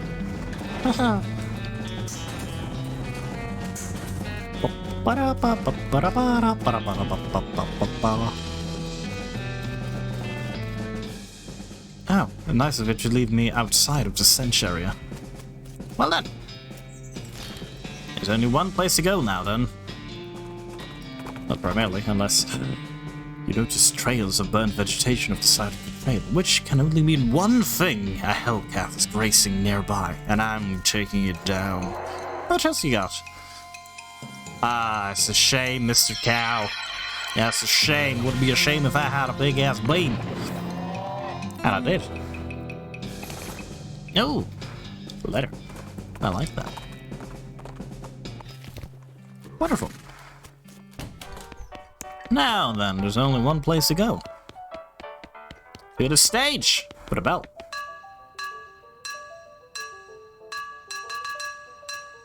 Yeah, because I'm doing this again, as I did last time. Because I have been going for quite some time now, and I will be ending it here for today. Next time, that's probably planning on trying to continue tomorrow. If not, I'm gonna continue on Tuesday. Tuesday is it's gonna happen on Tuesday. Monday is maybe, if things align as they're supposed to in the future. Who knows? But I hope you all had a good time. I most definitely have. I mean, this is a wondrous adventure, and I have a bunch of bean powers. So, I'll see you all next time. Bye-bye. The stream is done now for the day. The Norse house doors are closed. But look forward to another day when it all once more